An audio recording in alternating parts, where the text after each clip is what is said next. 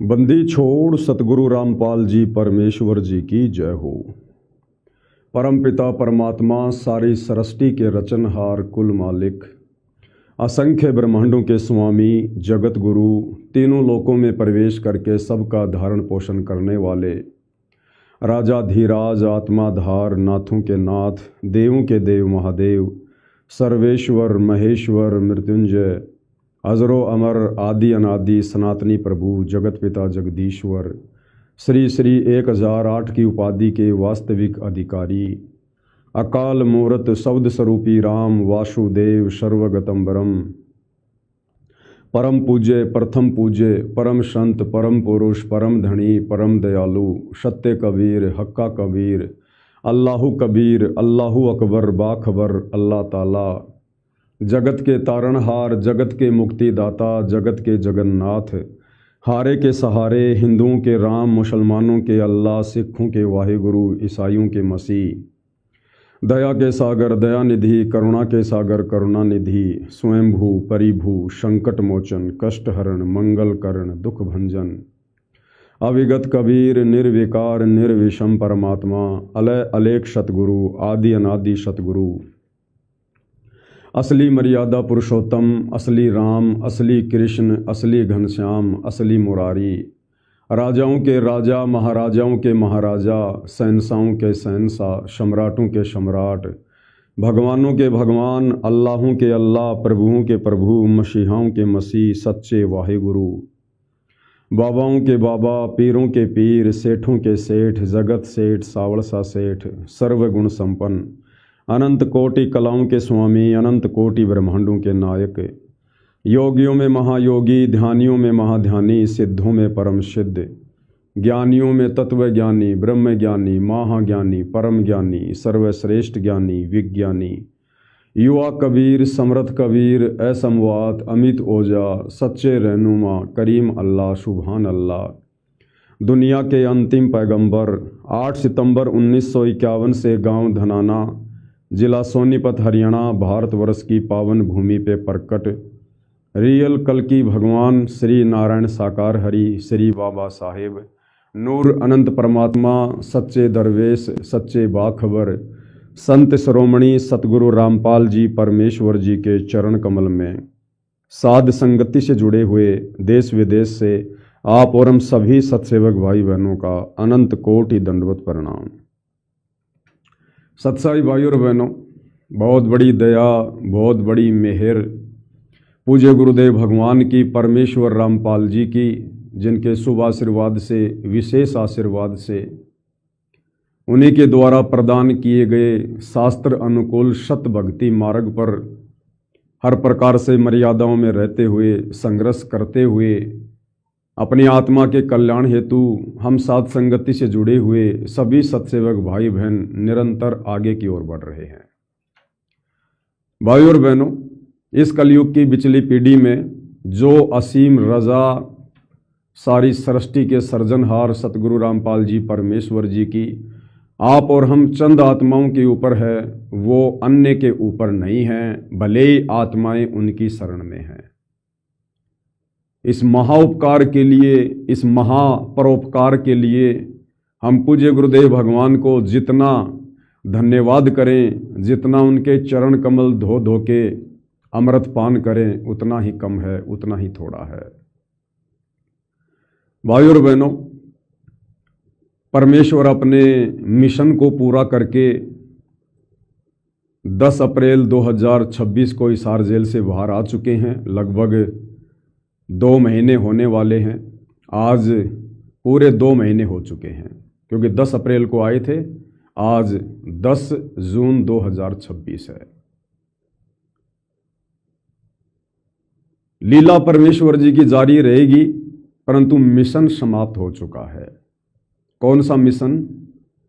सतलोक के लिए आत्माओं की छटनी करने वाला मिशन, सतलोक के लिए आत्माओं को तैयार करने वाला मिशन। ये मिशन परमेश्वर जी का समाप्त हो चुका है। जितनी आत्माओं को कबीर परमेश्वर सतगुरु रामपाल जी ने अपने धरती पर रहते सहते और इसी जन्म में सतलोक लेकर जाना है। उन आत्माओं को परमेश्वर जी ने पिछले 11 वर्षों से हिसार जेल में बैठकर भक्तों की छटनी करके उनको अपने शत मिशन साध संगति से जोड़कर अलग कर दिया है। अब साध संगति से जो भगत भाई बहन जुड़े हुए हैं या आने वाले समय में जो भगत भाई बहन साध संगति से जुड़ेंगे, उन्हीं में से सतलोक के लिए आत्माओं की छटनी होगी। बाकी चाहे पूरा हिंदुस्तान गुरुदेव के चरणों में आ जाए, चाहे पूरा विश्व गुरुदेव भगवान के चरणों में आ जाए, वो आत्माएं केवल उपदेश प्राप्त करके भक्ति करेंगी। उन आत्माओं में केवल भक्ति का बीज डलेगा, उन आत्माओं के ऊपर केवल वो कलम चढ़ेगी भक्ति वाली। उन आत्माओं में मोक्ष के अधिकारी हंस नहीं होंगे। तो जो अधिकारी थे उनको गुरुदेव भगवान ने साध संगति से जोड़ दिया है। अब ये साध संगति में जो भगत भाई बहन जुड़े हुए हैं, अब इन भगत भाई बहनों के ऊपर निर्भर करता है, उनके विश्वास के ऊपर निर्भर करता है, उनकी मर्यादाओं के ऊपर निर्भर करता है, उनके आचार विचार व्यवहार के ऊपर निर्भर करता है कि आप अंत तक साध संगति से जुड़े रहेंगे या किसी भी अपनी कमजोरी के चलते आप जी साध संगति से हट जाएंगे। कहे कबीर सुनो भाई साधो मैं तो हूं विश्वास में। ये हमारे विश्वास की परीक्षा चल रही है और समय समय पर साध संगति के माध्यम से भगत भाई बहनों को जो भक्ति क्रिया बताई जाती थी, समझाई जाती थी, जो नियम और मर्यादा बताई जाती थी, और जिन जिन भगत भाई बहनों ने साध संगति पर विश्वास करके कि वास्तव में यदि सतगुरु रामपाल जी का यथार्थ पंथ है तो साध संगति ही है, इस पर विश्वास करके जिन जिन भगत भाई बहनों ने उन तमाम भक्ति मर्यादाओं को, भक्ति क्रियाओं को फॉलो किया है और अपने गुरुदेव भगवान को प्रसन्न किया है, जिनके मन में किसी भी प्रकार का कोई भी संदेह, कोई भी शंका साध संगति को लेकर या साध संगति में जो भक्ति क्रिया बताई जाती थी उन भक्ति क्रियाओं को लेकर उत्पन्न नहीं हुई, उन आत्माओं का तो सौभाग्य। उन आत्माओं के तो मोक्ष में किसी प्रकार का कोई संशय नहीं है, यदि वो आत्माएं अंत तक विश्वास के साथ इसी प्रकार अपने गुरु को ही परमेश्वर मानकर और हर प्रकार से मोक्ष के लिए मर्यादाओं में रहकर इस मार्ग पर डटे रहे, टिके रहे। तो बाकी भाई छटनी का जो कर्म है वो लगातार जारी रहेगा, वो तो अंत तक जारी रहेगा। छटनी होती रहेगी। जो कच्चे भगत होंगे, जो डगमग भगत होंगे, अविश्वासी भगत होंगे, जो झुमकरा वाली स्थिति में होंगे, उनको कबीर परमेश्वर सतगुरु रामपाल जी धीरे धीरे साध संगति से आउट करते रहेंगे। कॉमन सेंस की बात है, कॉमन सेंस की। जब तक गुरुदेव भगवान हिसार जेल में बैठे थे, हर 15 दिन में, हर महीने में, हर 10 दिन में साध संगति का जिक्र उनके द्वारा होता ही होता था। और अब 2 महीने हो चुके हैं पूज्य गुरुदेव भगवान को हिसार जेल से बाहर आए हुए, एक बार भी पूज्य गुरुदेव भगवान ने जिक्र नहीं किया। ना साध संगति को लेकर जिक्र किया, ना इस पवन दास को लेकर जिक्र किया। तो भाई और बहनों, ये कॉमन सेंस की बात है। ये क्यों जिक्र नहीं कर रहे पूज्य गुरुदेव भगवान? पूज्य गुरुदेव भगवान साध संगति का उस समय जिक्र करेंगे, इस पवन दास का उस समय जिक्र करेंगे जब साध संगति में पूर्णतया छटनी हो चुकी होगी। जो मक्खन है, उस मक्खन को गर्म करके गंदगी निकाल के और अलग से रख लिया जाएगा। उसके बाद सतगुरुदेव भगवान साध संगति का भी जिक्र करेंगे। और ये पवन दास भी साध संगति में आ गया, कोई अलग नहीं है। जहां साध संगति का जिक्र हो गया, समझो दास का भी हो गया। तब तक हम भगत भाई बहनों ने धैर्य धारण करना है। जल्दबाजी का काम शैतान का होता है। और जैसा भाई बहनों को दास ने बताया है, देखो सब कुछ वैसा ही होता जा रहा है और सब कुछ वैसा ही होगा। दास ने आप भाई बहनों को पहले ही बता दिया था, गुरुदेव के जेल आने से पहले बहुत बार बताया है कि जब पूज्य गुरुदेव भगवान हिसार जेल से बाहर आएंगे तो कौन सही है कौन गलत है इस बात की पंचायत लेके नहीं बैठेंगे। जिसने जैसा बीज इस भक्ति मार्ग पर 11 साल में बीजा है, जिसने जैसे भी कर्म किए हैं, जैसी भी मर्यादा निभाई है, समय आने पर वो परिणाम सबके सामने होंगे। और जब वो परिणाम सबके सामने होंगे तो सबको शब्द ही पता चल जाएगा कि साध संगति क्या है और अन्य जो भाई बहन जिस प्रकार से भक्ति कर रहे हैं मर्यादा तोड़कर, वो क्या है। और बिल्कुल वही हो रहा है। गुरुदेव भगवान ने कोई जिक्र नहीं किया, दोनों पक्षों को बैठाकर, आश्रम से जुड़े भाई बहनों को और साध संगति से जुड़े भाई बहनों को बैठाकर कोई चर्चा नहीं, कोई जिक्र नहीं है। दूसरा दास कहा करता था कि अब सत्संग समाप्त हो चुके हैं। गुरुदेव भगवान ने जो सत्संग करने थे वो हिसार जेल में बैठकर विशेष संदेश के नाम पर भेज दिए। अब इसके बाद गुरुदेव जेल से बाहर आकर कोई सत्संग नहीं करेंगे। क्या हुआ, जो 10, 5, 20 मिनट भक्तों को संदेशा दे दिया। और देख लो भाई और बहनों, वही हो रहा है। आज 2 महीने हो गए पूज्य गुरुदेव भगवान को। 2 महीने में केवल उन्होंने 3 ही सत्संग किए हैं। पहला सत्संग जेल से बाहर आते ही 8 मिनट का, उसके बाद में एक 20 मिनट का और फिर एक 25 मिनट का। इसके अलावा कोई चर्चा नहीं, कोई सत्संग नहीं किसी भी प्रकार का। और दास ने कहा था कि अब आगे सत्संग ये पवन दास करेगा। सत्संग का मतलब ये नहीं कि भाई आप जी गुरु की गद्दी पर बैठकर या सामने बैठे लोगों को अपना शिष्य मानकर जब आप कुछ बोलोगे तो वही सत्संग करना होता है। नहीं, इस प्रकार से सत्संग करने के अधिकारी केवल धरती पर सतगुरुदेव भगवान है। ये गलती तो कोई कर ही नहीं सकता। कोई मंद बुद्धि होगा वो ऐसा विचार मन में ला सकता है।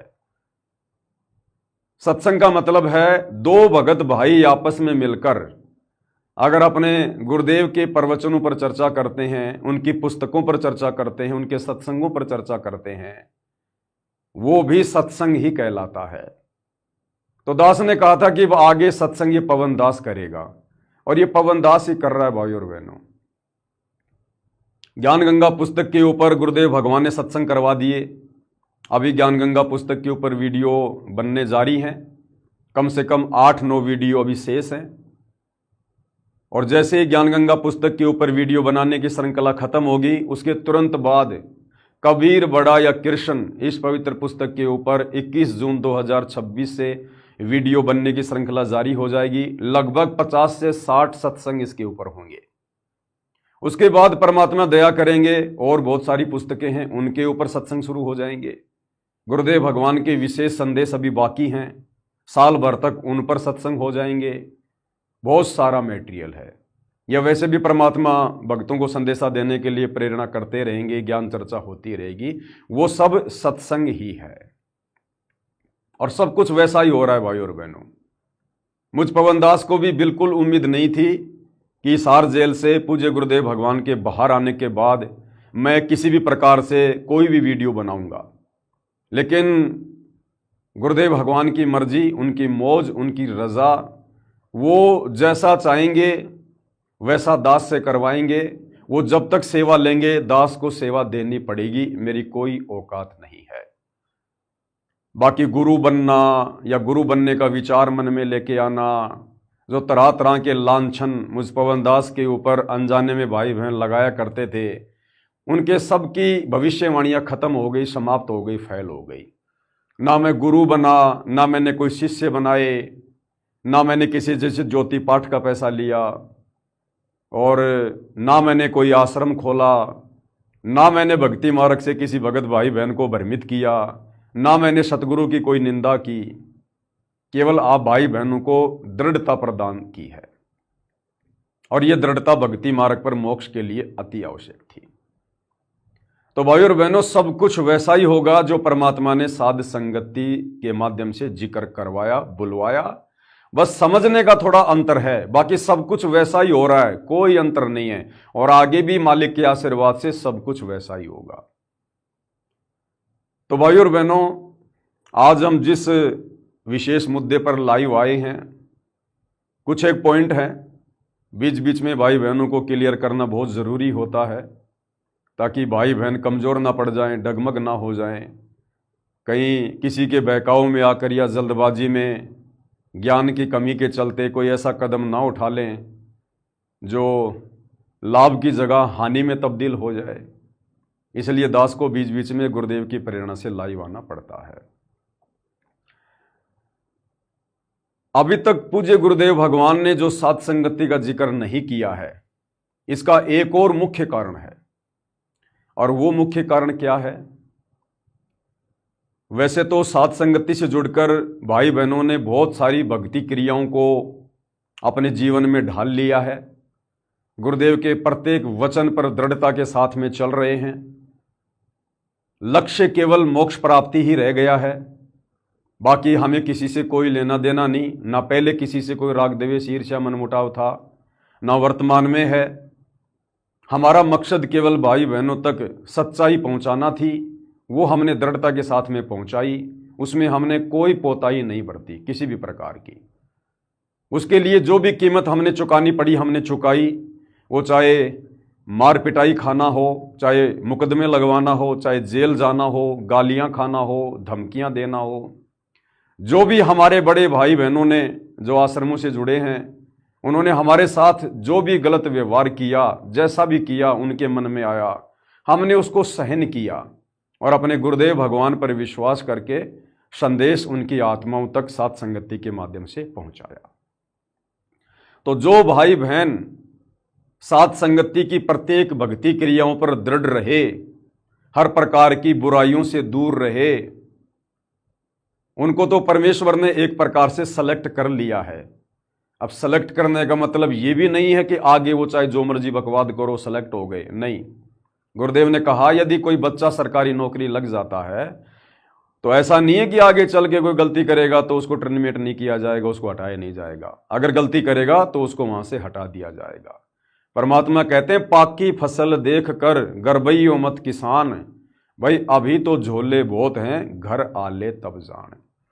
तो जो जो भगत भाई बहन दृढ़ता से विश्वास के साथ, विश्वास किस पर? अपने गुरुदेव भगवान पर, उनके ज्ञान पर, जो दृढ़ता के साथ सात संगति से जुड़े हुए हैं, अपनी भक्ति क्रियाओं में किसी प्रकार की कोई भी पोताई नहीं बरत रहे हैं, बिल्कुल हर क्रिया को तन मन से कर रहे हैं, तो वो तो परमेश्वर के द्वारा सिलेक्टेड हैं, कोई दिक्कत नहीं है। बाकी कुछ एक भाई बहन जो सात संगति से जुड़े हुए थे, लेकिन किसी कारण से वो इन विषय विकारों से दूर नहीं हो पा रहे थे, और उधर से गुरुदेव भगवान भी सार जेल से बाहर आ गए अपने मिशन को पूरा करके। तो उन भगत भाई बहनों को थोड़ी सी चिंता बन गई कि अब हमारा क्या होगा। यानी बार बार सात संगति में संदेशा दिया जाता था कि गुरुदेव भगवान के हिसार जेल से बाहर आने से पहले पहले हंस बन जाओ।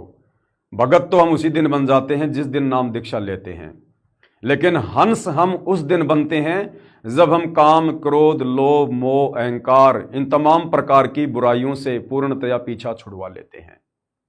तो दास बार बार कहा करता था कि भाई जिस दिन गुरुदेव भगवान हिसार जेल से बाहर आ जाएंगे उसके बाद हंस बनने का मौका नहीं मिलेगा, उससे पहले पहले हंस बनो। तो जो भगत भाई बहन किसी कारण से हंस नहीं बन पाए थे, जो भी उनकी मजबूरियां रही होंगी, ज्ञान की कमी रही होगी, तो उन भाई बहनों को एक चिंता हो गई कि अब हमारा क्या होगा, हम तो विषय वासनाओं से दूर हो ही नहीं पाए। तो भाई और बहनों, उन भाई बहनों को जो साध संगति से जुड़े हुए थे, कोशिश भी कर रहे थे, लेकिन किसी कारण से उनकी अपनी कमजोरी के चलते वो अभी विषय वासनाओं से दूर नहीं हो पा रहे थे। उन आत्माओं को गुरुदेव भगवान ने ये थोड़ा सा समय अभी और दिया है कि सुधर जाओ, संभल जाओ।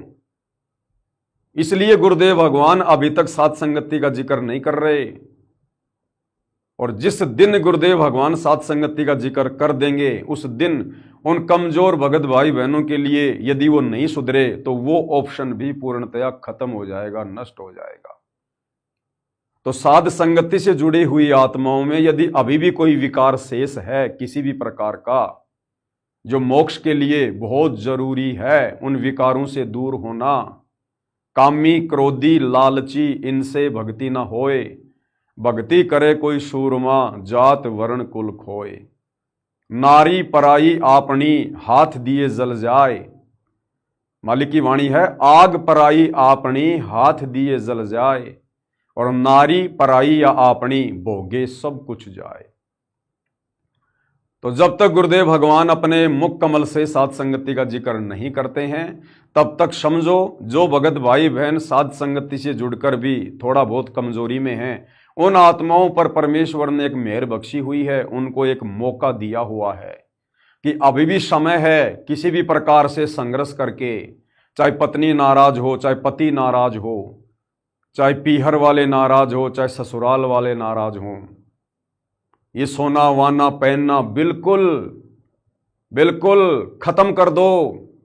चाहे आपका पति पिटाई करे, चाहे आपके सास ससुर पिटाई करें, चाहे घर से निकालें, ये विषय वासना, शारीरिक संबंध, इस बुराई से बिल्कुल दूर हो जाओ, चाहे कैसा भी संघर्ष क्यों ना करना पड़े। और संघर्ष करेंगे तो सतगुरुदेव भगवान हमारे साथ रहेंगे, उनके साथ के बिना हम संघर्ष भी नहीं कर सकते। तो कहने का मतलब है, जब तक गुरुदेव भगवान साथ संगति का जिक्र नहीं करते हैं, तब तक भाई बहनों को एक मौका है। एक बहुत बड़ी दया, एक बहुत बड़ा रहम गुरुदेव ने अभी तक किया हुआ है। अब हम जिक्र करेंगे भाई और बहनों, क्योंकि मोक्ष का जो शुभ अवसर है, मोक्ष प्राप्ति का जो शुभ अवसर है, वो केवल साध संगति में है। किसी भाई को अच्छा लगे या बुरा लगे, इसकी हमने कभी भी परवाह नहीं की है।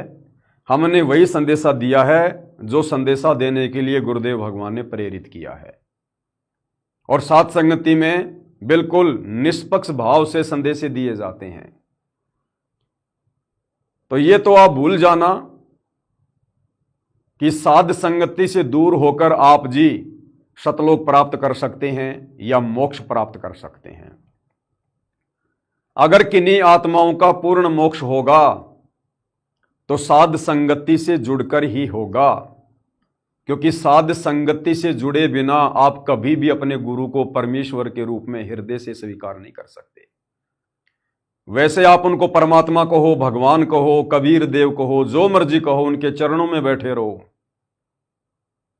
परंतु जिस विधि से परमात्मा स्वयं को परमात्मा मनवाना चाहते हैं, वो विधि केवल साध संगति में ही है।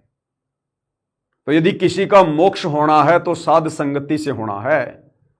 बाकी चाहे देश का प्रधानमंत्री नरेंद्र मोदी सतगुरु रामपाल जी के चरणों में जाकर क्यों ना बैठ जाए, और चाहे कितना दान करे, कितनी भक्ति करे, आश्रम में बैठ जाए, तो भी मोक्ष नहीं होगा यदि वो साध संगति से नहीं जुड़ा। तो साध संगति से जुड़ने का मतलब है गुरु को परमेश्वर मानकर जो भक्ति क्रिया हम साध संगति से जुड़े भाई बहन कर रहे हैं, ये भक्ति क्रिया करनी पड़ेगी। वो चाहे आश्रम में बैठ के कर लो, चाहे अपने घर पे बैठ के कर लो, चाहे कहीं भी बैठ के कर लो।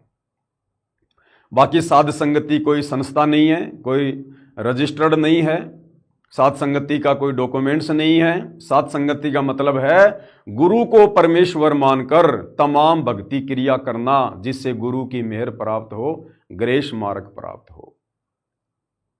और ये केवल साध संगति के अलावा आपको विश्व में कहीं और देखने को नहीं मिलेगा। एक क्या चाहे 1000 आश्रम खुल जाएं, आश्रमों में भक्ति होती ही नहीं है। आश्रमों से तो केवल परमात्मा ने भक्ति की शुरुआत करनी होती है, बाकी आश्रमों में भक्ति नहीं होती है। ये परमेश्वर ने घर घर आश्रम बनवा दिए, घर घर। घटी हिम गंगा, घटी हिम जमुना, घटी हिम है जगदीश, सतगुरु तारेंगे। मोको कहाँ ढूंढे रे बंदे, मैं तो तेरे पास में। स्वर्ग 7 आसमान पर भटकत है मनमूड, और खालिक तो खोया नहीं, खालिक यानी भगवान गुरुदेव, इसी महल में ढूंढ। गुरुपद सेवै बिरला कोई, जहां पर कृपा साहिब की होई। ये संसार विघन की घाटी, कोई निकलेगा बिरला सूर। भवसागर में बहुकाग है, कोई कोई हंस हमार। कहे कबीरा धर्मदास से, उनका खेवा उतारूं पार। ये कोई सामान्य वाणियां नहीं है। कोई बिरले होते हैं जो पूर्ण मोक्ष प्राप्त करते हैं, और उनके लिए गुरुदेव भगवान अलग से व्यवस्था करते हैं हर कलयुग की पिछली पीढ़ी में। जैसे वर्तमान में साध संगति में उन बिरले आत्माओं के लिए परमेश्वर ने व्यवस्था कर दी। अगर 11 साल से गुरुदेव भगवान ने संघर्ष करवाया है, हजारों संदेशे दिलवाए हैं, गुरु को परमेश्वर मानने वाली भक्ति क्रियाएं शुरू करवाई है, तो ये कोई सामान्य बात नहीं है, कोई छोटी मोटी बात नहीं है। इसका परिणाम आगे चल के निकलेगा। और कितनी आसानी से साध संगति से जुड़ने के बाद हम भगत भाई बहन इन बुराइयों से दूर हो गए। आसान नहीं है। हमें गुरुदेव भगवान ने सृष्टि रचना में बार बार बताया, समझाया कि बच्चों, इस काल ने आप तमाम आत्माओं को अपने भोजन के लिए 3 गुणों में बांध के रखा हुआ है।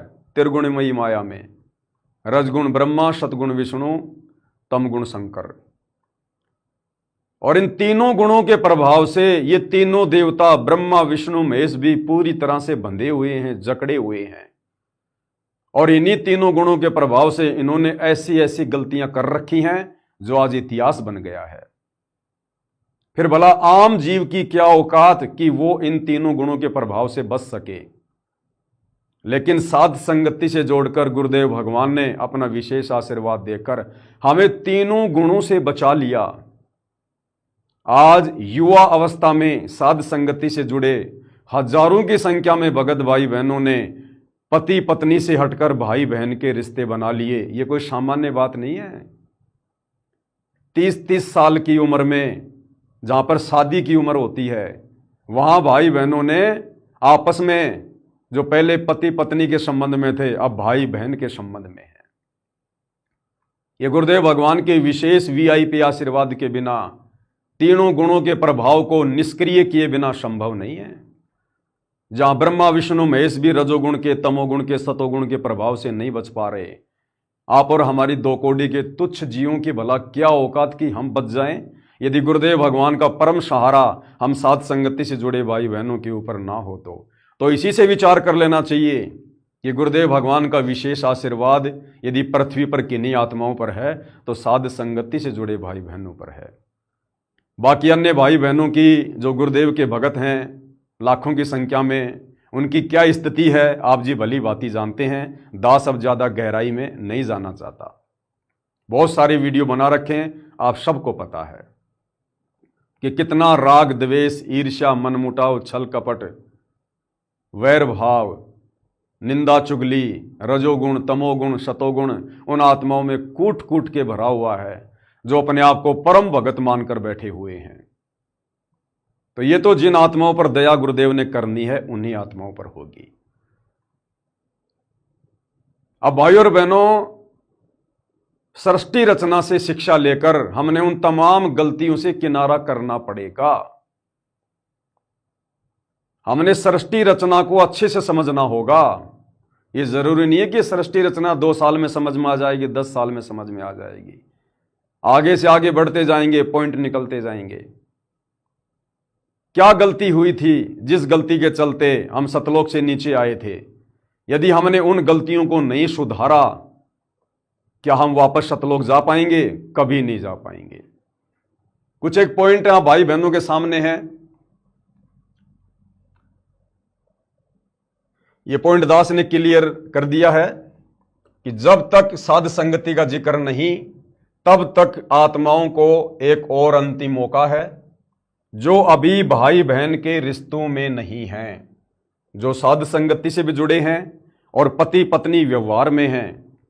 उन आत्माओं को गुरुदेव भगवान ने एक अंतिम मौका दिया है। कब तक? जब तक गुरुदेव भगवान साध संगति का जिक्र नहीं करते हैं।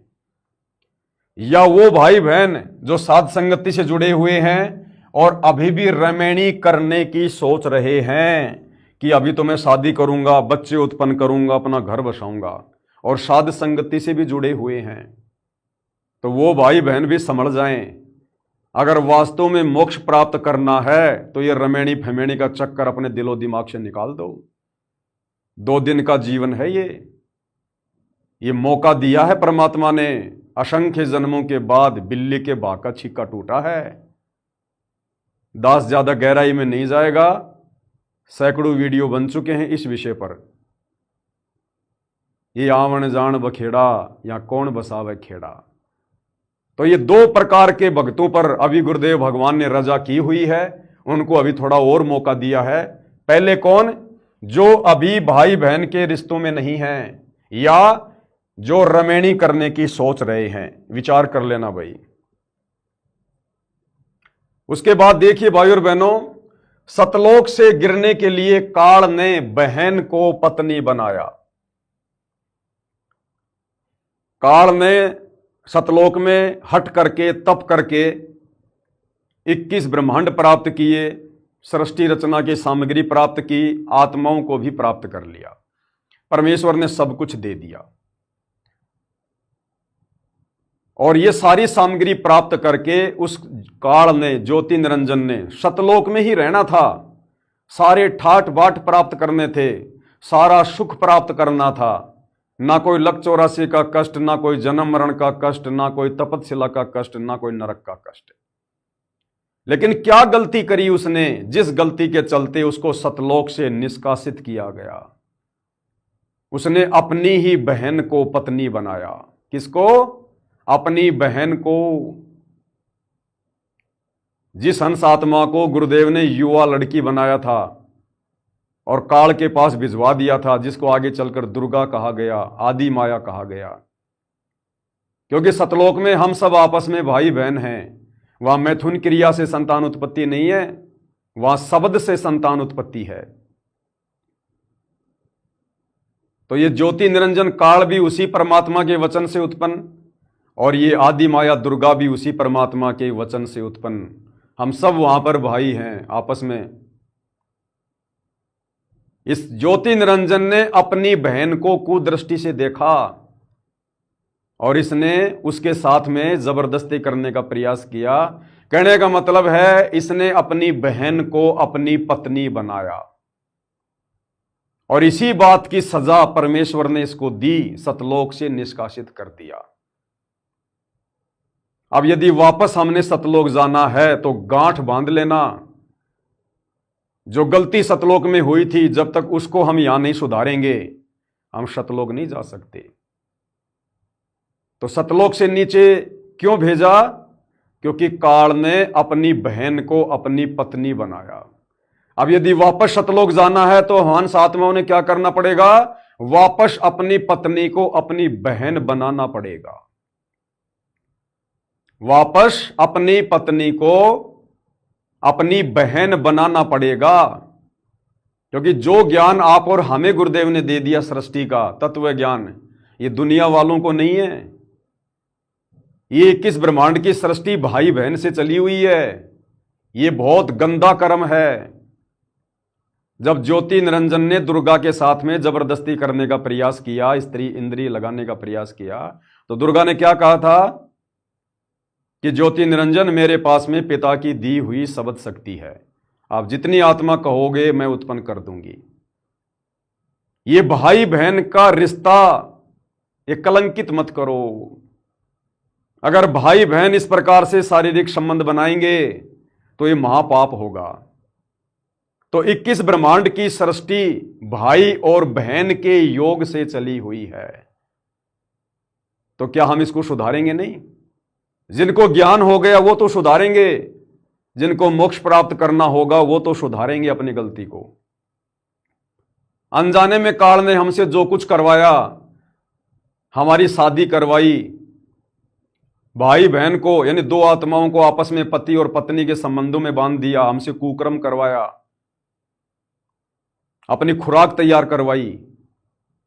अब हमें गुरुदेव ने आकर हकीकत बता दी, सच्चाई बता दी, क्या गलती हुई थी सतलोक में वो बता दी, क्या अब हम सतलोक जाने के लिए अपनी गलती को नहीं सुधारेंगे? तो जिस बहन को अपनी पत्नी बनाने के चलते परमात्मा ने हम सब आत्माओं को सतलोक से निष्कासित किया, अब यदि भाई सतलोक जाना है, यदि आज सतगुरु रामपाल जी से मोक्ष प्राप्त करना है, तो भाई अपनी पत्नी को बहन बनाना पड़ेगा। जब तक नहीं पता था तब तक गुरुदेव भगवान की तरफ से माफी होती है। अब साध संगति की तरफ से सबको पता चल चुका है, परमेश्वर की उन गूढ़ वाणियों का खुलासा हो चुका है कि भग भोग्या भग उपजय और भग से बचा ना कोई, और जो कोई भग से बचे भगत कहावे सोई। आग पराई आपनी हाथ दिए जल जाए, स्त्री पराई हो या आपनी उसके साथ शारीरिक संबंध बनाए सब कुछ जाए। तो अंतिम मौका है उन भाई बहनों को जो अभी भी साध संगति से जुड़कर इस बुराई में लिप्त हैं। ये मौका अब ज्यादा दिन नहीं है, इसलिए दास कह रहा है कि भूल सुधार का मौका भी गुरुदेव ने साध संगति में ही दिया है। और साध संगति से जुड़कर इतने प्रमाण देखकर, इतनी ज्ञान चर्चा करके, सतगुरु महिमा करके, सतगुरु को विशेष तौर पर खुश करके, तब हम उनकी मेहर प्राप्त करके इन बुराइयों से दूर हो सकते हैं। बाकी आप चाहे गुरुदेव की गोद में बैठे रहो, आप उनके कितने भी करीबी हो, आप इन विषय विकारों से, इन बुराइयों से आप जी बच नहीं सकते। इसलिए परमात्मा ने साध संगति को सतलोक के लिए ट्रेनिंग सेंटर के रूप में चुना है। तो सतलोक से गिरने के लिए काल ने बहन को पत्नी बनाया। अब यदि वापस सतलोक जाना है, अब पत्नी को बहन बनाएंगे तो सतलोक की ओर ऊपर चढ़ेंगे, दूसरा कोई ऑप्शन नहीं है। ध्यान रख लेना भाई। अब देखिए भाई और बहनों, सन 1994 से सतगुरुदेव भगवान ने अपने मिशन की शुरुआत की, हम आत्माओं तक ये तत्व ज्ञान पहुंचाना शुरू किया। सन 1994 से 2026 तक, क्योंकि 10 अप्रैल 2026 को गुरुदेव भगवान 11 साल के बाद हिसार जेल से बाहर आए। तो आप नोटिस करना, आपकी आंखों के सामने है, आप जी देख भी रहे हैं। सन 1994 से लेकर 2026 तक गुरुदेव, कौन गुरुदेव? सतगुरु रामपाल जी सीरियस थे, चिंतित थे, और उस समय भगत नॉर्मल थे। सन 1994 से 2026 तक गुरुदेव भगवान ने दिन रात एक कर दिया। आप और हम आत्माओं को भगत बनाने के लिए, हमारे अंदर भक्ति प्रवेश करने के लिए। और गुरुदेव ने पूर्णतया सतगुरु होने के साथ साथ, साहिब होने के साथ साथ एक भगत की भी पूरी भूमिका निभाई। सन 1994 से 2026 तक नोट कर लेना, देख लेना, गुरुदेव भगवान हम आत्माओं के आत्म कल्याण को लेकर पूरी तरह से चिंतित थे। आपने कभी उनके चेहरे पर हंसी खुशी नहीं देखी होगी। क्या हुआ जो एक आध बार कभी किसी सत्संग में, किसी प्रकरण में गुरुदेव ने मुस्कुरा दिया हो, अन्यथा उदासी और चिंता उनके चेहरे पर सदा बनी रहती थी, आप और हमारे भविष्य को लेकर, हमारी आत्मा के कल्याण को लेकर। एक भगत की पूरी भूमिका निभा के दिखाई उन्होंने, आप और हमें भगत बनाने के लिए। गुरुदेव कभी किसी रिश्तेदारी में नहीं गए, कभी किसी रिश्तेदारी के किसी फंक्शन में नहीं गए, चाहे किसी का जन्म हुआ हो, चाहे किसी की मृत्यु हुई हो। गुरुदेव भगवान कभी किसी जगह पर घूमने फिरने, पिकनिक मनाने के लिए नहीं गए। आपने 1994 से 2026 तक उनका कोई मित्र, कोई यार, कोई दोस्त, कोई फ्रेंड कुछ नहीं सुना होगा, कुछ नहीं देखा होगा। राजनीति वगैरह इन सब से गुरुदेव भगवान दूर थे, सामाजिक कार्यक्रमों से भगवान दूर थे, अन्य प्रकार के सामाजिक कार्यों से भगवान दूर थे। केवल सत्संग दिन रात एक कर दी गुरुदेव भगवान ने। तो सन 1994 से 2026 तक हम आत्माओं के आत्म कल्याण के लिए गुरुदेव भगवान चिंतित थे, सीरियस थे। लेकिन उस समय भगत सीरियस नहीं थे, भगत सब नॉर्मल थे। अब 10 अप्रैल 2026 को हिसार जेल से बाहर आने के बाद गुरुदेव भगवान नॉर्मल हो गए। नॉर्मल हो गए गुरुदेव भगवान, सारी चिंताएं छोड़ दी गुरुदेव भगवान ने। 11 साल में हिसार जेल में बैठकर उन्होंने जो छटनी करनी थी वो कर ली। कितनी आत्माओं को सतलोक लेकर जाना है, जिन जिन के माथे पर मोहर लगानी थी, ठप्पा लगाना था, गुरुदेव ने सात संगति के माध्यम से लगा दिया। अब जेल से बाहर आने के बाद गुरुदेव भगवान निष्फिक्र हैं। आप जी सतलोक आश्रम धनाना की वीडियो रील आदि देख रहे होंगे, किस प्रकार से गुरुदेव भगवान भक्तिहीन प्राणियों से, जगत के लोगों से, नेताओं से, सामाजिक लोगों से, राजनीतिक लोगों से किस प्रकार से हंस हंस के गले मिल रहे हैं, उनके साथ में बातें कर रहे हैं, जोर जोर से ठाके लगा के हंस रहे हैं। अब गुरुदेव भगवान नॉर्मल हैं, क्योंकि परमेश्वर की वाणी है, भड़वा भड़वा सब कोई कहे, और भड़वा भड़वा सब कोई कहे, कोई न जाने खोज, दास गरीब कबीर करम यो बाटे सिर का बोझ। यानी जो सिर का बोझ परमात्मा ने हल्का करना था, अपने नकली भक्तों का भार जो अपने सिर से उतारना था, वो परमेश्वर ने 11 साल हिसार जेल में बैठकर उतार दिया। सबकी परीक्षा लेकर सबका झाड़ा ले लिया। कितने फेल हुए, कितने पास हुए, किन लोगों ने क्या क्या गलतियां की, कौन लोग भक्ति को लेकर सीरियस रहे, ये 11 साल से सात संगति से जुड़कर आप भाई बहनों ने भली भांति देख लिया है। तो गुरुदेव ने अपने सिर से वो बोझ भक्तों का को हल्का कर दिया। अब बोझ हल्का कर दिया तो फिर गुरुदेव भगवान न्यूट्रल हो गए, चिंता करना बंद कर दिया, सीरियस होना बंद हो गए। अब बिल्कुल गुरुदेव चाहे आश्रम में कोई भी आओ, कोई भी जाओ। पहले 1994 से 2026 तक जिस व्यक्ति ने नाम उपदेश नहीं लिया होता था, वो गुरुदेव भगवान से मिल भी नहीं सकता था। वो मिल भी नहीं सकता था, गुरुदेव भगवान के दर्शन भी नहीं कर सकता था, जिसने नाम उपदेश नहीं लिया हो। और अब 2 महीने में कई हजारों की संख्या में राजनीतिक लोग, सामाजिक कार्यकर्ता, बड़े बड़े लोग, नाम उनमें से एक भी नहीं ले रहा, और सब गुरुदेव भगवान की चरण सेवा लेकर आ रहे हैं। कोई गुरुदेव के लिए हनुमान जी का सोटा लेकर जा रहा है, कोई उनके लिए जो है वो पगड़ी लेकर जा रहा है, कोई उनके लिए तलवार लेके जा रहा है, कोई क्या लेके जा रहा है। गुरुदेव भगवान सबको गले लगा रहे हैं, सबको चरण सेवा दे रहे हैं, सबकी पीठ थपथपा रहे हैं। क्यों? क्योंकि अब गुरुदेव भगवान चिंतित नहीं रहे।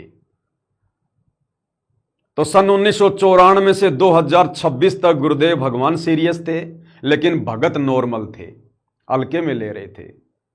अब 10 अप्रैल 2026 हिसार जेल से बाहर आने के बाद गुरुदेव भगवान ने भक्तों को हल्के में लेना शुरू कर दिया। गुरुदेव भगवान ने सीरियस होना बंद कर दिया। गुरुदेव भगवान अब न्यूट्रल हो गए, सत्संग करना छोड़ दिया। और अब यदि भगत कोई सीरियस होना चाहे तो अब मौका नहीं है। वो मौका हमने गवा दिया है।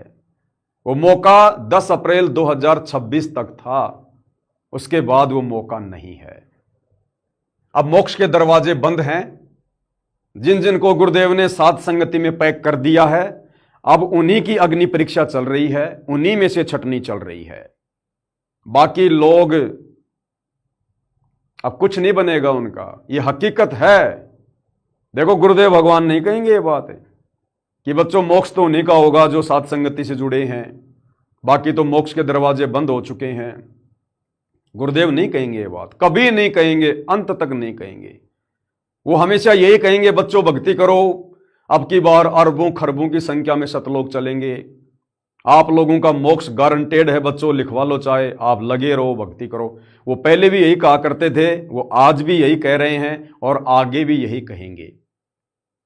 लेकिन हमारे जैसे दासों से परमात्मा हकीकत बुलवा देते हैं, क्योंकि हमारी बातों को कोई सीरियस लेगा नहीं। और गुरुदेव ने यदि हकीकत बता दी कि बच्चों अब वो बात गई, वो मौका तुम लोगों ने गवा दिया, अब आगे मोक्ष किसी का नहीं है, तो बचे खुचे भगत भक्ति करना भी छोड़ देंगे। उसी दिन से वो निराश हो जाएंगे, वो भक्ति करना भी छोड़ देंगे। तो गुरुदेव भगवान से उम्मीद मत करना कि परमात्मा ये बात आपको कहेंगे। बाकी साध संगति के माध्यम से उन्होंने सब कुछ क्लियर करवा दिया है।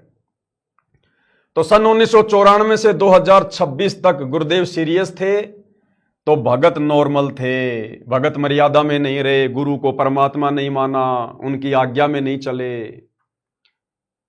और अब गुरुदेव भगवान नॉर्मल हो चुके हैं जेल से बाहर आने के बाद।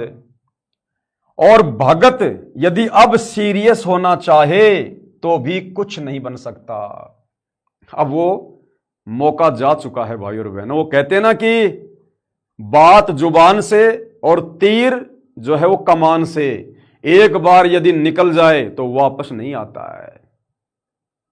तो मोक्ष प्राप्ति का मौका भाई बहन गवा चुके हैं, खो चुके हैं। अब भले आगे पूरा विश्व गुरुदेव की शरण में आएगा, लेकिन भक्ति का बीज डलेगा, केवल भक्ति की कलम चढ़ेगी, मोक्ष नहीं होगा। साध संगति के अलावा जो आज उनकी गोद में बैठे हुए हैं, दिन रात उनके आगे पीछे भटकते रहते हैं, वो भी लटक गए। ये बात नोट कर लेना। हमेशा साध संगति से परमात्मा ने वही बुलवाया है जो गुरुदेव भगवान ने बोलना चाहा है। अब भाई और बहनों, हम चर्चा करेंगे जो भगत भाई बहन संकल्प दीक्षा लेकर साध संगति से जुड़े हुए हैं।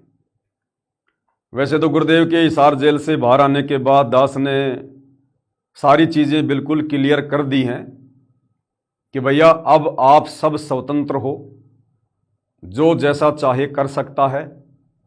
ज्यादातर सेवा दास की परमात्मा ने समाप्त कर दी है। अब तो हल्के पुल्के संदेशे यदि परमात्मा चाहेंगे तो दास देता रहेगा। तो संकल्प वाले फ्री हैं, कोई पाबंदी किसी भी प्रकार की नहीं है, ना पहले थी। हमने तो हमेशा यही कहा भाई, अगर कोई दीक्षा लेना चाहता है तो हमने तो जो बात आपको हकीकत बतानी थी साध संगति के माध्यम से बता दी। अब यदि आप उन आश्रमों में जाकर या नाम दीक्षा केंद्रों पर दीक्षा लेना चाहते हो तो ले सकते हो। हम तो गुरुदेव भगवान के जेल से बाहर आने से पहले भी यही कहा करते थे, क्योंकि साध संगति में किसी के ऊपर कोई दबाव या प्रेशर नहीं चलता है, यहां सब स्वतंत्र हैं। तो संकल्प वाले भाई पहले भी फ्री थे, आज भी फ्री हैं। वो चाहे तो आज भी जाकर नाम दीक्षा ले सकते हैं। और जिन भगत भाई बहनों को विश्वास है कि परमात्मा हमारे साथ है, तो समय का इंतजार कर सकते हैं भाई। बाकी किसी का कुछ बिगड़ा हो तो बताओ। संकल्प दीक्षा लेकर जो भगत भाई बहन साध संगति से जुड़े हुए थे, कोई 2 साल से, कोई 4 साल से, कोई 5 साल से, अगर उन भाई बहनों का यदि वो मर्यादा में रहकर साध संगति से जुड़े रहे, यदि उनका बाल भी बाका हुआ हो तो बता दो, एक का भी। तो जब तक गुरुदेव भगवान कोई स्थिति क्लियर नहीं करते हैं, तब तक यदि आप साध संगति से उसी प्रकार विश्वास के साथ जुड़े रहोगे, अपने गुरुदेव को अपने साथ में समझ के, तो आगे क्या बिगड़ जाएगा भाई। भक्ति तो विश्वास की है। आपने नाम दीक्षा ले ली और विश्वास आपको है नहीं, आपका सब कुछ बिगड़ जाएगा। और गुरुदेव कहते हैं, जिस दिन ये आत्मा इस ज्ञान को सुनकर और हृदय से स्वीकार कर लेती है कि धरती पर इस ज्ञान के अलावा और कोई ज्ञान नहीं है और गुरुदेव के अलावा कोई मोक्ष प्रदान करने वाली शक्ति नहीं है, और यदि वो आन उपासना त्याग देती है, बुराइयां छोड़ देती है, उसी दिन से परमात्मा उस आत्मा को काल की कैद से छुड़वाकर अपने पाड़े में कर लेता है, भले ही उसने नाम भी ना लिया हो, उसी दिन से। और बहुत सारे एग्जाम्पल गुरुदेव ने सत्संगों में दिए हैं, दास ने समय समय पर आप भाई बहनों को बताया भी है, दिखाया भी है। तो साध संगति में जो भक्ति है वो है विश्वास की। विश्वास काम करेगा। यहां पर बहुत सारे भाई बहन जैसे दास को मैसेज भेजते रहते हैं, या दूसरे भगत भाई बहनों के माध्यम से दास के पास में संदेश से आए हैं कि भगत जी, अब हम साध संगति वाले जाकर गुरुदेव से दीक्षा ले सकते हैं क्या। तो भाई ये भी कहीं न कहीं उन भगत भाई बहनों की कमजोरी है, अभी उन्होंने ज्ञान को अच्छे से समझा नहीं है, अभी बात उनकी समझ में आई नहीं है। एक बात बताओ, आप साथ संगति से जुड़े हुए भाई बहन संकल्प दीक्षा लेकर अपने अपने घरों पर गुरुदेव भगवान को भोग लगाते कि नहीं लगाते? लगाते हो ना? तीनों समय की आरती करते हो ना? और भोग आप किस प्रकार से लगाते हो? गुरुदेव का आसन लगाकर सामने भोजन को रख देते हैं। फिर हम गुरुदेव भगवान से प्रार्थना करते हैं कि हे परमपिता परमात्मा, सारी सृष्टि के रचनहार कबीर परमेश्वर सतगुरु रामपाल जी भगवान, आप जी का भोग प्रसाद तैयार है, आप अपनी पवित्र रसना से इसे पवित्र करने की कृपा करें। और आसन लगाकर हम गुरुदेव भगवान से घुटनों के बल बैठकर हाथ जोड़कर प्रार्थना करते हैं कि हे पूज्य गुरुदेव भगवान, आप जी का आसन तैयार है, आप विराजमान होने की दया कीजिए। यदि आपको विश्वास है कि मेरी प्रार्थना पर मेरे गुरुदेव भगवान शब्द रूप में आसन पर विराजमान होते हैं उस भोजन को प्रसाद बनाने के लिए, तो फिर आपको यह भी विश्वास होना चाहिए कि जो भगवान आपकी प्रार्थना पर आसन पर विराजमान होकर भोजन को प्रसाद बनाता है, जो गुरुदेव भगवान आरती के समय सिंहासन पर विराजमान होकर आरती को स्वीकार करते हैं, क्या वो गुरुदेव भगवान आपको नाम दीक्षा नहीं दे सकते? यदि आप नाम दीक्षा के योग्य हो चुके हैं तो क्या वो गुरुदेव भगवान जो रोजाना आपके घर पर आ रहे हैं, आपने बेड किसके लिए लगा रखा? फिर अपने रिश्तेदार के लिए। कौन विराजमान होता है फिर उस बेड पर? और यदि भगवान आपका भोजन ग्रहण करने नहीं आता है, आरती के समय आपकी आरती स्वीकार करने नहीं आता है, जो बेड आपने लगा रखा है उस पर विश्राम करने नहीं आता है, तो क्या फायदा फिर आपका भक्ति करने का, जब परमात्मा ही आपके साथ में नहीं है? तो यदि आपको विश्वास है कि जो भक्ति क्रिया मैं कर रहा हूं गुरुदेव भगवान आसन पर विराजमान होकर उसे स्वीकार करते हैं, तो गुरुदेव भगवान रोजाना तुम्हारे घर पर आ रहे हैं कि नहीं आ रहे? तो क्या गुरुदेव भगवान को नहीं पता कि इस आत्मा को नाम दीक्षा चाहिए, इस आत्मा को नाम भी देना है? क्या वो परमात्मा तुम्हें दीक्षा नहीं दे सकता? वो तो प्रकट होके भी दे सकता है, वो तो शौपन में भी दे सकता है, हजार तरीके हैं परमात्मा के पास में। तो अब जो भगत भाई बहन ये कह रहे हैं कि हम संकल्प वालों का क्या होगा, क्या हम सतलोक आश्रम धनाना में जाकर या अन्य नाम दीक्षा केंद्रों पर जाकर दीक्षा ले सकते हैं क्या? इसका मतलब अभी तक आप भाई बहन जो जो भक्ति क्रिया कर रहे थे, आप गुरु को परमात्मा मान के नहीं कर रहे थे। आपको विश्वास ही नहीं है कि गुरुदेव भगवान आरती के समय, भोग के समय या वैसे मेरे घर पर विराजमान होते होंगे। अगर विश्वास होता तो आपके मन में ये विचार भी नहीं आता, विचार भी। अरे मैं पवन दास, मुझे केवल सतनाम तक ही प्राप्त है, क्या मुझे सार नाम नहीं चाहिए? क्या बिना सार नाम के मेरी मुक्ति हो जाएगी? अरे तो जिस दिन मुझे सार नाम मिलेगा उस दिन आपको भी दीक्षा मिल जाएगी। तो जो भाई बहन इस प्रकार की बातें कर रहे हैं ना, उनको थोड़ा सा जोर डालना चाहिए अपनी बुद्धि के ऊपर। आप साध संगति से जुड़े हो तो संकल्प वाले भाई बहन फ्री है, बाकी कोई जाना चाहे नाम दीक्षा लेना चाहे तो ले सकता है। भाई पवन दास किसी का दोषी नहीं बनना चाहता है, ना मैंने पहले किसी को मना किया, केवल समझाया, विधान बताया, हकीकत बताई। और आज भी आपको समझा रहा हूं, विधान बता रहा हूं, हकीकत बता रहा हूं। आपके दीक्षा लेने में ना लेने में मेरा कोई ना नुकसान है ना कोई फायदा है, ना मेरा कोई स्वार्थ है। मैं क्यों रोकूंगा किसी को? लेकिन जो हकीकत है वो आपको बता रहा हूं। अगर इस सात संगति रूपी पायदान से सात संगति की सीमाओं को लांघ कर नीचे उतर गए, मोक्ष से वंचित हो जाओगे। तो संकल्प वाले भाई बहन फ्री हैं, जाकर नाम ले सकते हैं। और जिन्हें विश्वास है कि परमात्मा हमारे साथ हैं, गुरुदेव भगवान हमारे साथ में हैं, पिछले 11 साल से हमारे साथ में थे, उनके साथ के बिना सात संगति चल सकती है क्या? सच्चाई चल सकती है क्या? इतना संघर्ष कोई कर सकता है क्या? इन तमाम प्रकार की बुराइयों से कोई दूर हो सकता है क्या? और जिन्हें विश्वास है कि परमात्मा हमारे साथ हैं, तो फिर समय का इंतजार कर सकते हैं जिस दिन परमेश्वर सभी को बुलाकर नाम दीक्षा देंगे। देनी है परमात्मा ने, दीक्षा तो देनी है, सबको देनी है, लेकिन वो समय का इंतजार। अब कौन कौन समय का इंतजार कर पाता है, ये उस भगत के अपने ज्ञान के ऊपर निर्भर करेगा। बाकी किसी का कुछ बिगड़ा हो तो बता दो भाई, साथ संगति में आज तक। फिर बहुत सारे भगत भाई बहनों के मन में ये आता है जो संकल्प नाम दीक्षा से जुड़े हुए हैं, वो भाई बहन सोचते हैं कि यदि हम लेट हो जाएंगे, जो सोचते हैं कि लेट नाम मिलेगा तो भक्ति कमाई कैसे बनेगी। यदि हमने अभी गुरुदेव के पास जाकर नाम दीक्षा प्राप्त नहीं की, यदि हमें वो मंत्र नहीं मिले और यदि हमने उन मंत्रों का जाप करना शुरू नहीं किया तो हमारी भक्ति कमाई कैसे बनेगी, हम तो लेट हो जाएंगे। भाई और बहनों, परमात्मा कहते हैं सुमरण तो थोड़ा ही भला, जीवन तो थोड़ा ही भला, जस सत्य सुमरण हो, ये लाख बरस का जीवना लेखे धरे न कोई। ये भी उस भगत की कमजोरी है जो ये सोचता है कि अगर नाम दीक्षा लेट लेंगे तो हमारी भक्ति कमाई कैसे बनेगी, भक्ति का धन कैसे जुड़ेगा।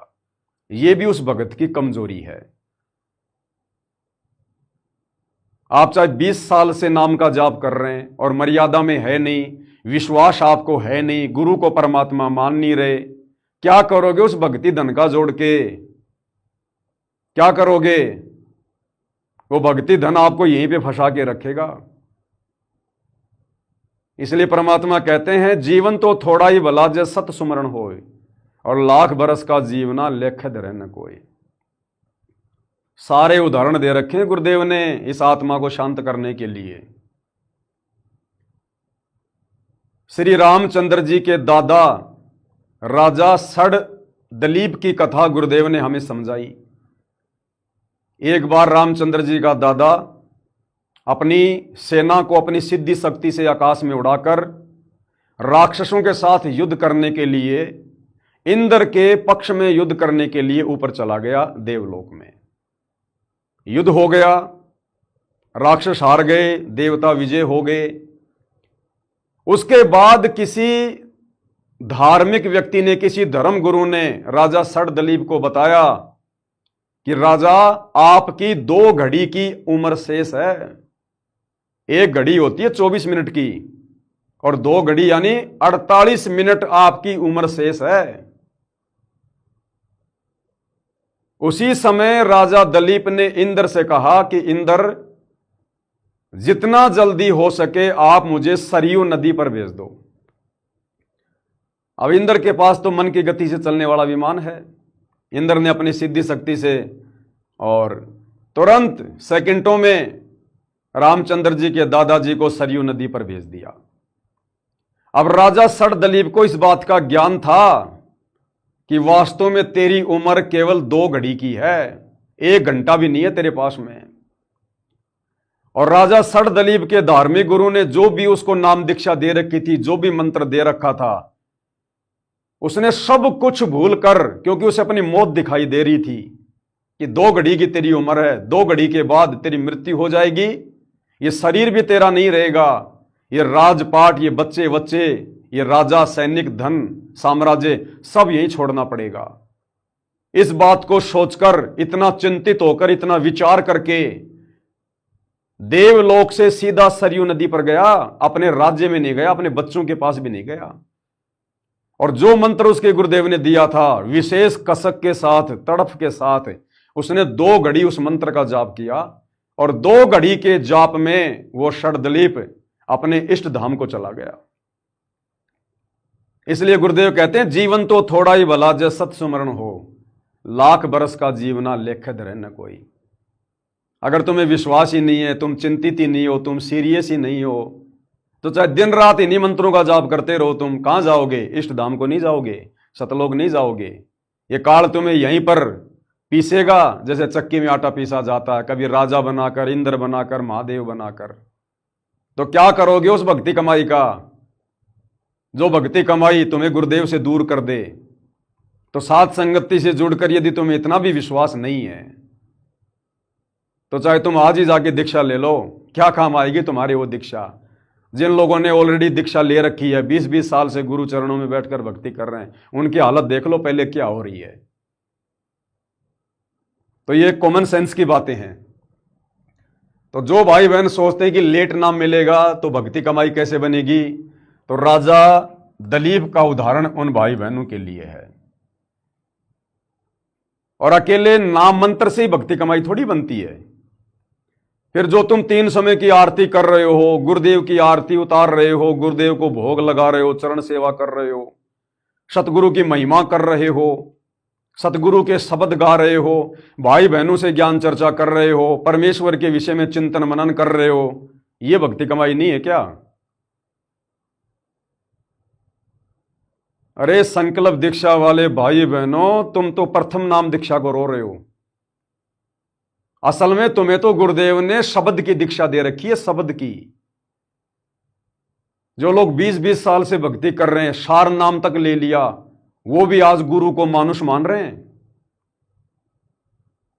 और संकल्प दीक्षा वाले भाई बहन साथ संगति से जुड़कर अपने गुरु को ही परमपिता परमेश्वर मानकर भक्ति कर रहे हैं। यह है शब्द की भक्ति। अरे तुम्हें तो सार शब्द मिला हुआ है और तुम रो रहे हो प्रथम दीक्षा को। तो जो भाई बहन साथ संगति से जुड़कर संकल्प दीक्षा वाले जो प्रथम दीक्षा को रो रहे हैं, वो अपने आप को साध संगति में मत समझना। भी भले तुम अपने आप को साध संगति से जुड़ा हुआ कह रहे हो, लेकिन ज्ञान आधार से अभी तुम साध संगति में नहीं हो। असली कमाई तो तुम वर्षों से कर रहे हो। जो कमाई गुरुदेव के साथ में रहकर बड़े बड़े परम भगत नहीं कर पा रहे, और ना शायद आगे वो कर पाएंगे, क्योंकि गुरु को परमात्मा मानना इतना आसान नहीं है। गुरु से लगन कठिन है भाई, और लगन लगे बिन काम न सरता, जीव परलय हो जाई। गुरु से लगन कठिन है भाई, सबसे कठिन काम यही है, गुरु से लगन लगाना, गुरु में वो प्रेम जागृत करना। बिना प्रेम पावे नहीं चाहे करोड़ समाधि ला। और वो प्रेम, वो लगन कैसे लगेगी? जब आप गुरु को हृदय से परमात्मा मानोगे। और साध संगति से जुड़े बिना गुरु को परमात्मा नहीं मान सकते। तो कहां प्रथम नाम, कहां शतनाम, कहां सारनाम? यदि आपको विश्वास है कि वास्तव में मेरा गुरु परमात्मा है, और आपको विश्वास है कि वास्तव में मैं अपने स्टैंड पर रह के भक्ति कर रहा हूं, तो आप तो भैया शब्द की कमाई कर रहे हो, शब्द की कमाई। अरे जिसको गुरुदेव भगवान ने एरोप्लेन में बैठा दिया, वो एक मोटरसाइकिल के लिए रो रहा है, तो उसको ज्ञान है क्या? ज्ञान है उसको? जितनी तेज गति से तुम एरोप्लेन में बैठकर यात्रा कर लोगे, अपनी जगह पहुंच जाओगे, मोटरसाइकिल पर बैठकर तुम पहुंच जाओगे क्या? तो ये तो भाई अपने अपने कॉमन सेंस के ऊपर है, अपने अपने ज्ञान आधार के ऊपर है। बाकी नाम दीक्षा भी मिलेगी, ऐसे नहीं है कि नहीं मिलेगी। अभी परमात्मा साथ संगति से थोड़ा बहुत जो कचरा शेष रहता है उसको निकाल रहे हैं धीरे धीरे। ये जितना समय लेट होता जाएगा, जो कमजोर आत्माएं हैं उनके मन में दोष उत्पन्न होता जाएगा कि पवन दास तो कह रहा था कि गुरुजी तो साथ संगति में आएंगे। हालांकि मैंने ऐसा कहा नहीं, गुरुजी तो उधर आश्रम में आ गए, अब हम क्या करें? बहुत सारे भाई बहन तो जाकर दीक्षा लेकर भी आ गए। ठीक है, उनकी मौज, उनकी अपनी मर्जी है, यहां किसी को बांध के नहीं रखा जाता है। तो एरोप्लेन में बैठा हुआ व्यक्ति यदि मोटरसाइकिल पर बैठने की चाहत रखता है, तो मैं तो उससे बड़ा मूर्ख किसी को मानता नहीं, किसी को समझता नहीं।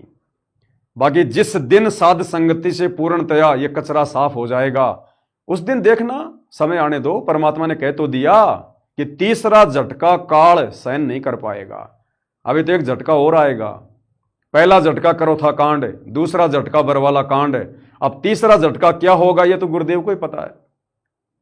अभी तो संगत ने एक बार फिर से तहस नहस होना है, फिर से परमात्मा सबको मिक्स करेंगे एक बार, उसमें फिर फाइनल छटनी होगी। जैसे दूध को गर्म करके दही बनाया, दही में रगड़ा मार के मक्खन बनाया, फिर मक्खन को भी गर्म किया जाता है और उसमें जो गंदगी होती है उसको निकाल के फिर साइड में रखा जाता है, फिर वो घी बनता है। अभी तीसरा झटका आना शेष है। अभी तो केवल हम मक्खन बने, मक्खन। अभी मक्खन से परमात्मा ने तीसरे झटके के बाद घी बनाना है, तो नाम दीक्षा भी मिलेगी। चाहो तो आज ही जाकर ले लो, आप फ्री हो, कोई दिक्कत नहीं है, यहां किसी को मना नहीं किया जाता है। मैं तो केवल समझा रहा हूं आप लोगों को, इससे ज्यादा कुछ नहीं कर सकता। तो जो ये सोचते हैं कि साध संगति से जुड़े रहे, संकल्प में रहे, नाम दीक्षा मिली नहीं, तो जितना लेट नाम मिलेगा तो भक्ति कमाई कैसे बनेगी। तो राजा दिलीप का उदाहरण उन भाई बहनों के लिए है। यदि आपको विश्वास है, गुरु को परमात्मा मानते हैं, सतलोक जाने की चाहत है, टारगेट आपका मोक्ष है, हर प्रकार से नियम मर्यादाओं में हो, बुराइयों से दूर हो, तो भैया थोड़े समय का सुमरण ही आपको परमेश्वर के लोक में पहुंचा देगा।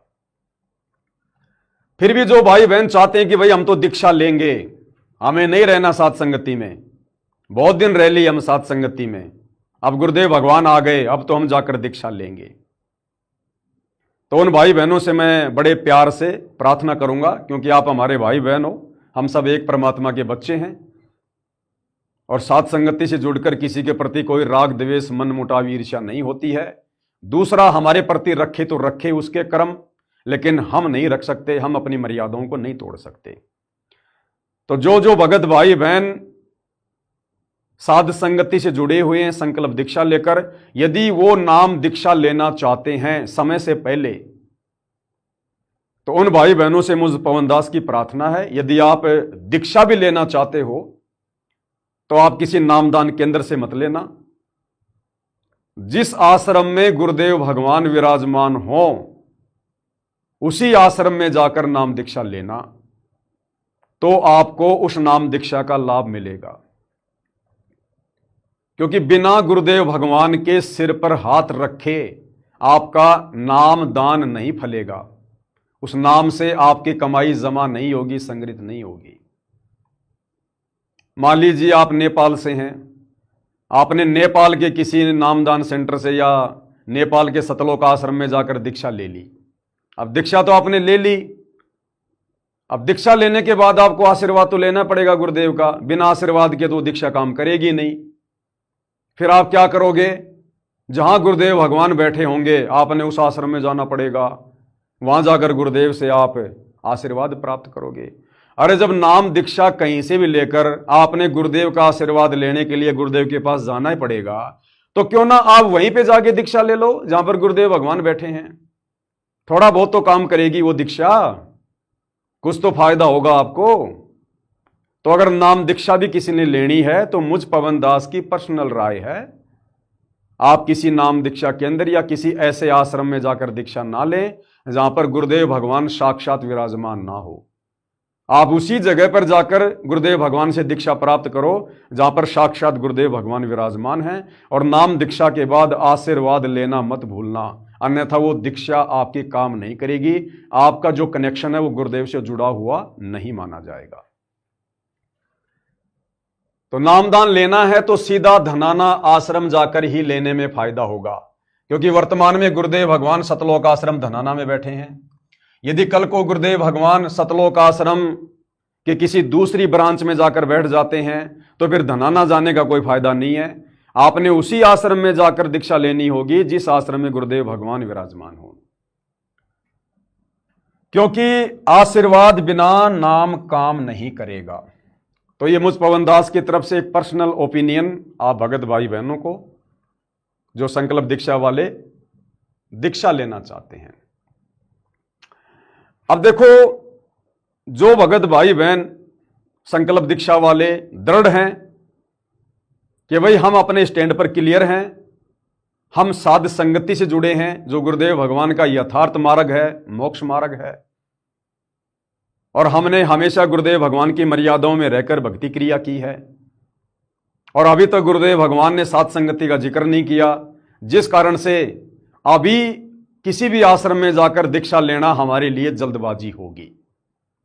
हाँ, यदि जिक्र हो जाता, गुरुदेव कुछ कह देते कि भाई साध संगति गलत है, सही नहीं है, ये पवनदास वास्तव में गुरुद्रोही है, तब तो भाई और बहनों आप लोगों का उसी दिन साध संगति को छोड़कर गुरुदेव के चरणों में जाना बिल्कुल जायज था। लेकिन हमारी परिस्थितियां कुछ अलग हैं। कौन नहीं जाना चाहता अपने परमात्मा के पास, कौन जाकर दीक्षा नहीं लेना चाहता। किसको दीक्षा नहीं चाहिए? मुझे भी सार नाम चाहिए भाई, आपको भी प्रथम नाम चाहिए, सतनाम चाहिए, सार नाम चाहिए। लेकिन अभी परिस्थितियां हम भाई बहनों के विरुद्ध हैं। अभी परमात्मा खुद नहीं चाहते कि मेरे बच्चे अभी मेरे पास में आए। ये उनकी अपनी प्रोसीजर है। जितना दास को आइडिया था, दास ने आपको समझा दिया कि अभी गुरुदेव भगवान ने साथ संगति से दूरी क्यों बना रखी है। अब एक बात बताओ भाई और बहनों, जिस प्रकार एक पपैया पक्षी होता है, गुरुदेव ने कई बार उदाहरण दिया। वो पपैया पक्षी क्या करता है? वो धरती के पानी को नहीं पीता है, चाहे कितना बढ़िया पानी हो, चाहे तालाब का हो, समुद्र का हो, कुएं का हो, मटके का हो, वो नहीं पीता। जब आसमान से बारिश होती है, स्वाति नक्षत्र के समय जो बारिश होती है, वो केवल उसी बारिश की बूंद का पानी पीता है। अन्यथा वो पपैया चाहे मर जाए प्यास के, वो पपैया धरती का जल नहीं पीता है। इसी प्रकार भाई और बहनों, यदि आप संकल्प वाले भाई बहनों ने दीक्षा भी लेनी है तो डायरेक्ट अपने गुरुदेव भगवान से जाकर दीक्षा लेना। मैं आज भी डीवीडी वाली नाम दीक्षा को कंप्लीट सही नहीं मानता गुरुदेव के विधान अनुसार। ठीक है, मैंने 2013 में डीवीडी से ही दीक्षा ली, लेकिन उस समय भाई और बहनों हमें समझाने वाला, हमें बताने वाला, गुरुदेव के विधान को बताने वाला कोई भगत नहीं था। हमें नहीं पता था उस समय कि परमेश्वर की क्या लीला चल रही है, लेकिन अब पता चल चुका है। तो यदि किसी भगत भाई ने अगर दीक्षा भी लेनी है तो डायरेक्ट अपने गुरुदेव भगवान से जाकर अर्ज करनी है। ऐसा नहीं कि आप सीधे आश्रम में चले गए और आपने कहा भैया दीक्षा कहां मिलती है, वो कहेंगे भैया उधर लगे कंप्यूटर ले लो जाकर डीवीडी से, और आप बैठ गए दीक्षा ले ली। नहीं, अगर आप संकल्प वाले भाई बहन अगर दीक्षा भी लेना चाहते हैं वर्तमान में जल्दबाजी करके, तो पहली बात तो वहीं जाना जहां पर गुरुदेव बैठे हैं, और वहां जाने के बाद अपने गुरुदेव भगवान से मिले बिना और अपने गुरुदेव भगवान से प्रार्थना किए बिना कि हे गुरुदेव भगवान, ये दास काफी लंबे समय से आप जी के प्रवचन सुन रहा है, हे परमेश्वर, दास आपके ज्ञान से भली भांति परिचित हो गया है, अब मैं अपनी आत्मा के कल्याण के लिए आप जी से दीक्षा प्राप्त करना चाहता हूं। उसके बाद यदि गुरुजी आपको अपने मुख कमल से दीक्षा दें या गुरुदेव ये कहें कि बेटा जाकर वहां पर दीक्षा ले ले, वहां पर दीक्षा की व्यवस्था है, तो फिर वो डीवीडी वाली दीक्षा काम करेगी। आपने डायरेक्ट जाकर दीक्षा नहीं लेनी, पहले अपने गुरुदेव से मिलना है, प्रार्थना करनी है। और यदि आपको अपने गुरुदेव से नहीं मिलने दिया जाता है तो भाई दीक्षा लेने की आवश्यकता नहीं है, यदि आपको ज्ञान है तो। जिस प्रकार वो पपैया पक्षी वो स्वाति नक्षत्र की बूंद को ही पीता है, उस बारिश के जल को ही पीता है, धरती के जल को नहीं पीता। अब यदि कोई उस स्वाति नक्षत्र वाली बरसात के पानी को अगर कोई एक मटके में डाल दे और उसको उस पपैया पक्षी को कहे कि भाई देख, इस मटके में जो पानी है ना, ये स्वाति नक्षत्र वाला बरसात का पानी है, पी ले, बात एक ही है। आप विचार करो, क्या वो पपैया उस मटके के जल को पिएगा? भले वो बरसात वाला जल है, स्वाति नक्षत्र वाला, लेकिन वो पपैया उस जल को नहीं पिएगा जो मटके में डाला हुआ है। वो तो भैया जब आसमान से बारिश हो रही होगी उसी को पिएगा। इसी प्रकार जो भगत भाई बहन समझदार होंगे, जिनको ज्ञान समझ में आ गया होगा, वास्तव में आत्मा का कल्याण चाहते होंगे, वो तो डायरेक्ट दीक्षा अपने गुरुदेव भगवान से लेंगे। और यदि कोई आपको कहे कि देख भाई, जो मंत्र गुरुदेव भगवान देते हैं वही मंत्र तो इस डीवीडी में डाल रखे हैं, अरे देख वही गुरु जी की आवाज है, वही मंत्र हैं, डीवीडी से ले ले, तो डीवीडी समझो मटके का जल है और सतगुरुदेव भगवान समझो डायरेक्ट स्वाति नक्षत्र की बूंद है। तो समझदार को संकेत काफी, इससे ज्यादा दास नहीं समझा पाएगा। पपैया केवल स्वाति नक्षत्र का जल ही पीता है। यदि उस स्वाति नक्षत्र का जल कोई मटके में डाल दे तो वो पपैया नहीं पिएगा। तो नाम दीक्षा लेनी है तो डायरेक्ट अपने गुरुदेव से प्रार्थना करके उन्हीं से प्राप्त करें, या जैसा गुरुदेव फिर आदेश दें कि बेटा डीवीडी से ले ले तो लेना उचित होगा। और वैसे यदि किसी ने गुरुदेव के मंत्रों को उस मटके रूपी डीवीडी में डाल दिया है तो दास के ज्ञान आधार से तो वो दीक्षा भाई पूर्णतः अपना काम नहीं करेगी। और भाई और बहनों, डीवीडी से दीक्षा देने का आदेश जैसा कि दास पिछले 11 वर्षों से आप भाई बहनों को भली भांति समझाता आ रहा है, अभी तक गुरुदेव भगवान ने किसी को दिया नहीं है। वो डीवीडी वाली दीक्षा गुरुदेव भगवान के सतलोक जाने के बाद की प्रोसीजर है। अभी तक गुरुदेव ने किसी को संगत में डीवीडी से उपदेश दिलवाने की आज्ञा या आदेश नहीं दिया है। और जब तक गुरुदेव भगवान किसी को आदेश नहीं देंगे, आज्ञा नहीं देंगे, तब तक उस व्यक्ति के द्वारा डीवीडी से प्राप्त दीक्षा अपना काम नहीं करेगी। आपके विश्वास के लिए आपको मैं कबीर सागर के सरलार्थ से एक बार फिर दिखा देता हूं। ये पवित्र पुस्तक है कबीर सागर का सरलार्थ, जिसके ऊपर वीडियो भी बन चुके हैं। ये सतगुरुदेव भगवान ने अपने कर कमल से सन 2012 में लिखी थी। और इस कबीर सागर के सरलार्थ का पेज नंबर 78 है, 78 पेज नंबर है। इसमें यहां से आप जी पढ़िएगा भाई और बहनों, गुरुदेव ने बिल्कुल सब कुछ क्लियर कर रखा है। कबीर वचन, परमेश्वर कबीर जी ने कहा कि मैंने तेरे पुत्र को दीक्षा देकर आगे दीक्षा देने का अधिकार दे दिया है। धर्मदास को कहा परमात्मा ने कि मैंने तेरे बेटे चूड़ामणि को दीक्षा देकर आगे नामदान देने का आदेश दे दिया है।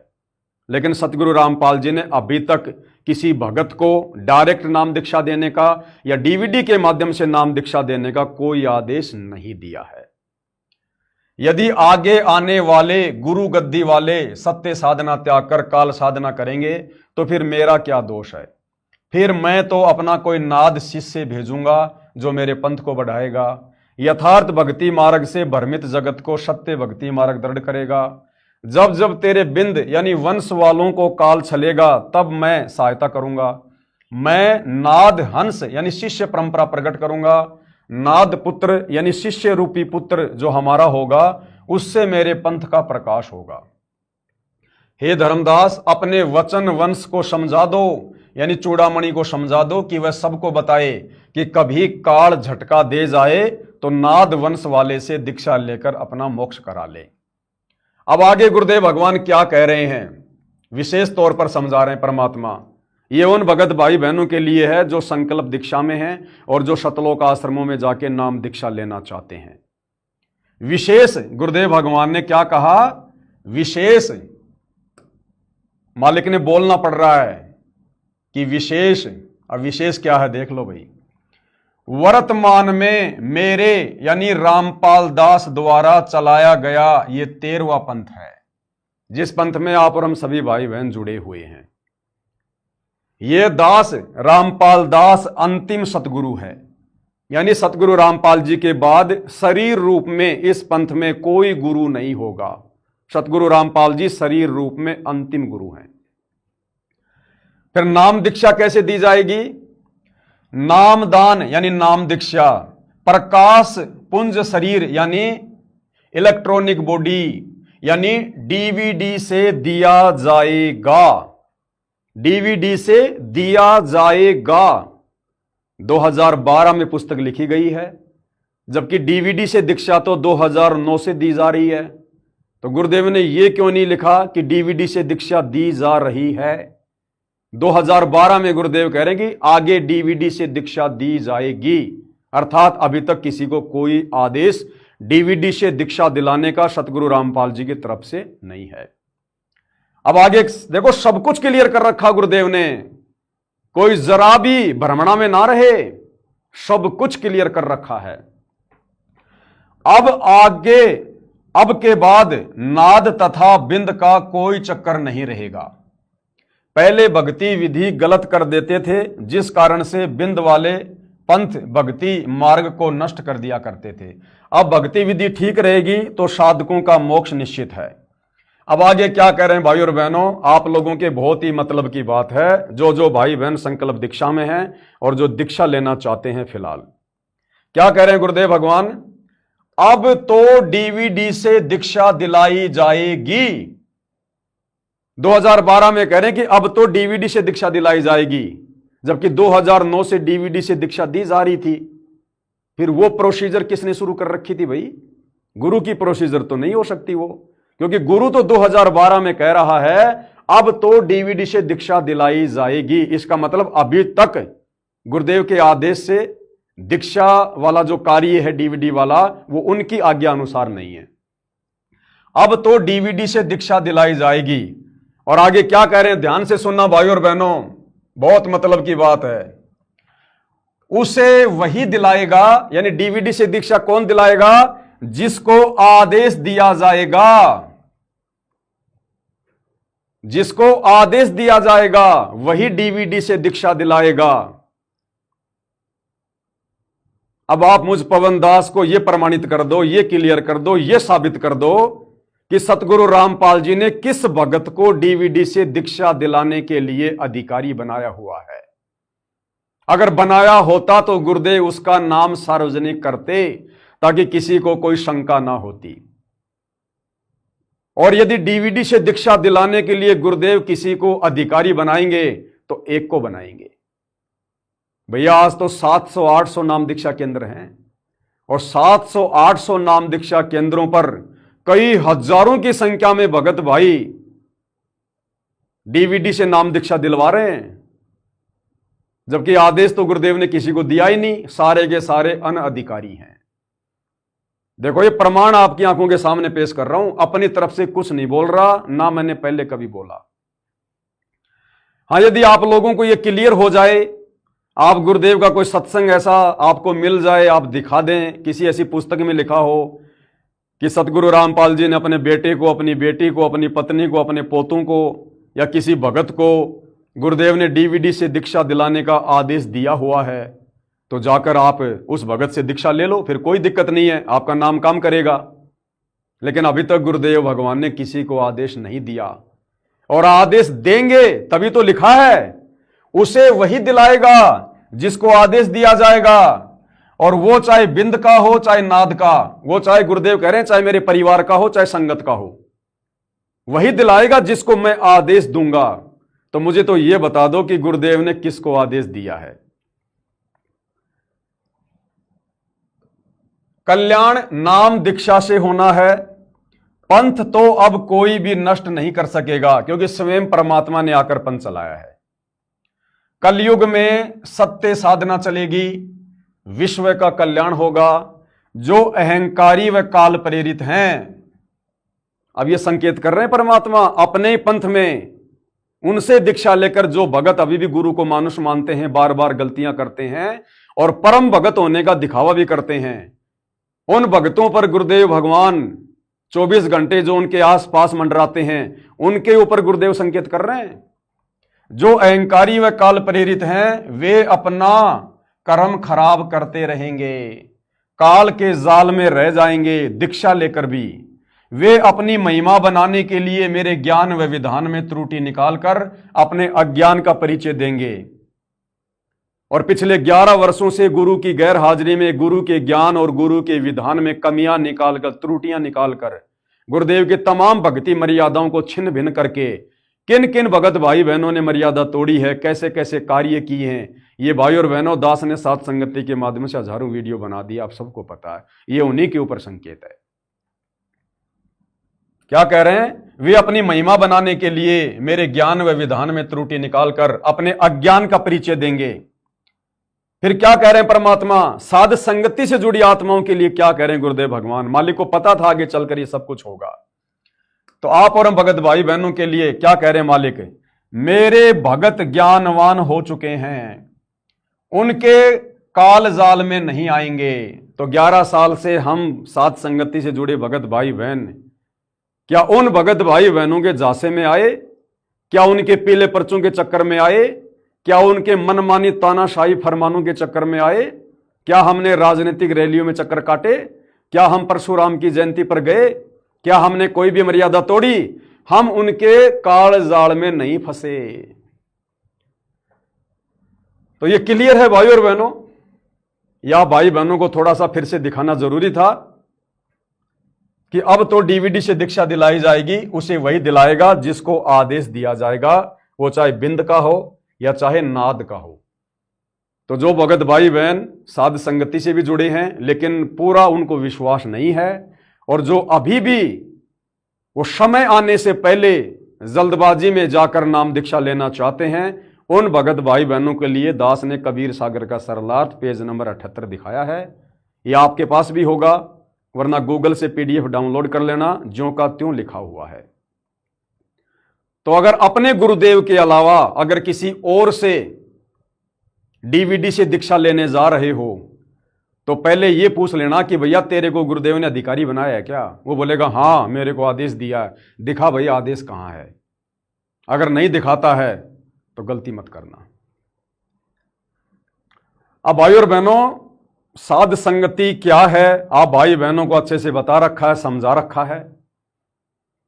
अब जो भाई बहन साध संगति से जुड़े हुए हैं और वो भाई बहन अपनी थोड़ी बहुत आध्यात्मिक कमजोरी के चलते, ज्ञान की कमी के चलते अगर ये सोच रहे हैं कि आज नहीं तो कल गुरुजी साध संगति में आएंगे, आज नहीं तो कल गुरुजी दूध का दूध पानी का पानी करेंगे,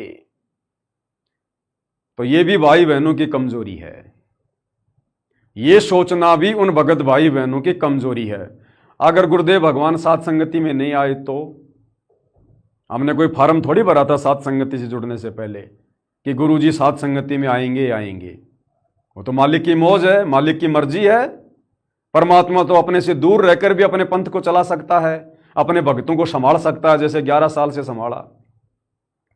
जैसे वो कुंज पक्षी हजारों किलोमीटर दूर अपनी कुरुल कुरुल से अपने अंडों को पोसती है, तो ये परमात्मा तो अपने प्यारे भक्तों से दूर रहकर भी उनको परिपक्व कर देगा, मोक्ष के लिए तैयार कर देगा। गुरुदेव आए ये उनकी मर्जी, हमें बुलाएं ये उनकी मौज, लेकिन ये उम्मीद हमने कतई नहीं करनी। अगर आप इस बात को लेकर साध संगति में जुड़े हुए हैं कि आज नहीं तो कल गुरुजी साध संगति में आएंगे, ये भी आपकी कमजोरी है भाई। साध संगति से जुड़ना है तो विश्वास के साथ जुड़ना है। विश्वास ही हमारा गुरु है, सत्संग ही हमारा गुरु है। अगर किसी ने यह भी विचार कर लिया कि आज नहीं तो कल गुरुजी साध संगति में आएंगे, तो भी आपका विश्वास कमजोर है। अरे गुरुजी तो सदा से साध संगति के साथ हैं, गुरुजी तो सदा से हमारे साथ हैं। गुरु तो शब्द रूप में है, ओरिजिनल रूप गुरु का शब्द है। हम हैं शब्द, शब्द हम माही, हमसे भिन्न और कछु नाही। शब्द निवास आकाशवाणी यो सतगुरु का रूप है। तो गुरुदेव भगवान तो सदा से ही साध संगति में हैं, अपने ओरिजिनल रूप में। ये शरीर रूप उनका ओरिजिनल रूप नहीं है, ये हाड़ मास का रूप उनका ओरिजिनल नहीं है। ओरिजिनल रूप है शब्द रूप। तो शब्द रूप में तो गुरुदेव 11 साल से हमारे साथ ही हैं। क्षण क्षण पल पल छाया की तरह आप और हमारे साथ हैं। वरना हम इस काल के लोक में संघर्ष कर सकते हैं क्या? विषय विकारों से अपना बचाव कर सकते हैं क्या? अपने दम पर 11 साल से काल प्रेरित अपने भगत भाई बहनों से हम ये युद्ध लड़ सकते हैं क्या? आज गुरुदेव के जेल से बाहर आने के बाद हम उनसे दूरी बनाकर रह सकते हैं क्या? यदि गुरुदेव शब्द रूप में हमारे साथ में ना हो तो परमेश्वर तो पल पल हमारे साथ में है। तो ये उम्मीद रखकर साध संगति से जुड़कर ना रहना कि गुरुजी साध संगति में आएंगे ही। भाई ये तो उनकी मौज है, आए तो आए या ना भी आए। यहां यानी साध संगति में वही रुकेगा जो विश्वासी और ज्ञान आधारी होगा, क्योंकि साध संगति का आधार ही विश्वास है और ज्ञान आधार है। जिसको ज्ञान आधार होगा, जिसको विश्वास होगा, वही आत्मा साध संगति से जुड़कर भक्ति कर पाएगी। अन्यथा वो साध संगति से जुड़कर भी कोई फायदा साध संगति का नहीं उठा पाएगा। क्योंकि साध संगति क्या है? साध संगति कबीर परमेश्वर सतगुरु रामपाल जी का यथार्थ मोक्ष मार्ग है। टोटल विपरीत होता है, टोटल विपरीत। कहां 12वां पंथ जहां गुरुदेव भगवान बैठे हैं, और कहां 13वां पंथ जहां से साध संगति चलवा रहे हैं। दिन और रात का अंतर है।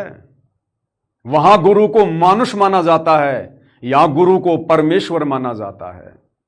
वहां मर्यादाओं के लिए कोई सीरियस नहीं है। यहां जरा सी भी चूक हो जाए तो भगत का मरना हो जाता है। और कितना अंतर है साध संगति और 12वें पंथ में। आज वर्तमान में जहां पूज्य गुरुदेव भगवान विराजमान हैं, कहां पर विराजमान है? शतलोक आश्रम धनाना में विराजमान है। और शतलोक आश्रम धनाना में क्या हो रहा है? आश्रम में गुरुजी आरती उतारते हैं। अभी समागम हुआ, विश्व शांति सम्मेलन अभी कुछ दिन पहले शतलोक आश्रम धनाना में हुआ। आपने क्या देखा? वहां पर गुरुजी आरती उतार रहे हैं। अरे गुरुजी यानी सारी सृष्टि का मालिक है। निर्विकार निर्भय तू ही और सकल भयमान, सब पर तेरी साहिबी और तुझ पर साहिब नाए। तो सतगुरु रामपाल जी वो साहिब हैं जिनके ऊपर और कोई साहिब नहीं है। फिर वो साहिब किस साहिब की आरती उतार रहा है? किस साहिब की आरती उतार रहा है? तो शतलोक आश्रम में गुरुजी आरती उतारते हैं और साध संगति में गुरुजी की आरती उतारी जाती है। दिन और रात का अंतर है 12वें पंथ में और 13वें पंथ में, आश्रम और साध संगति में।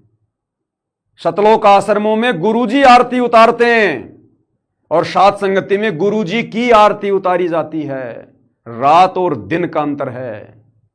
वहां गुरु को मानुष मानकर भक्ति हो रही है, यहां गुरु को परमेश्वर जानकर भक्ति हो रही है। रात और दिन का अंतर है। तो जाने से पहले सोच लेना भाई, ये उन संकल्प दीक्षा वाले भाई बहनों के लिए सारी बातें समझाई जा रही है। उस दिन के बाद आपके भी वही विचार हो जाएंगे, वही विचार। और यदि फिर आपने दोगला काम किया तो फिर आप भगत नहीं रह जाएंगे। अगर आप जी वहां जाकर दीक्षा लेकर आ रहे हैं तो आपने फिर वहीं के हिसाब से भक्ति करनी पड़ेगी।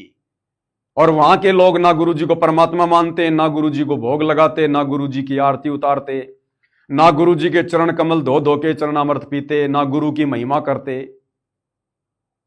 आपने फिर वहां से दीक्षा लेने के बाद वहीं के अनुसार भक्ति क्रिया करनी पड़ेगी। सुबह लेटे लेटे आरती करनी पड़ेगी। गुरुजी को भोग नहीं लगाया जाता, वहां गुरुजी को मानुष माना जाता है। दाढ़ी मूछ वाली कबीर को भगवान माना जाता वहां। फिर आपने भी अपने घर पर आकर दाढ़ी मूछ वाली कबीर की फोटो लगानी पड़ेगी।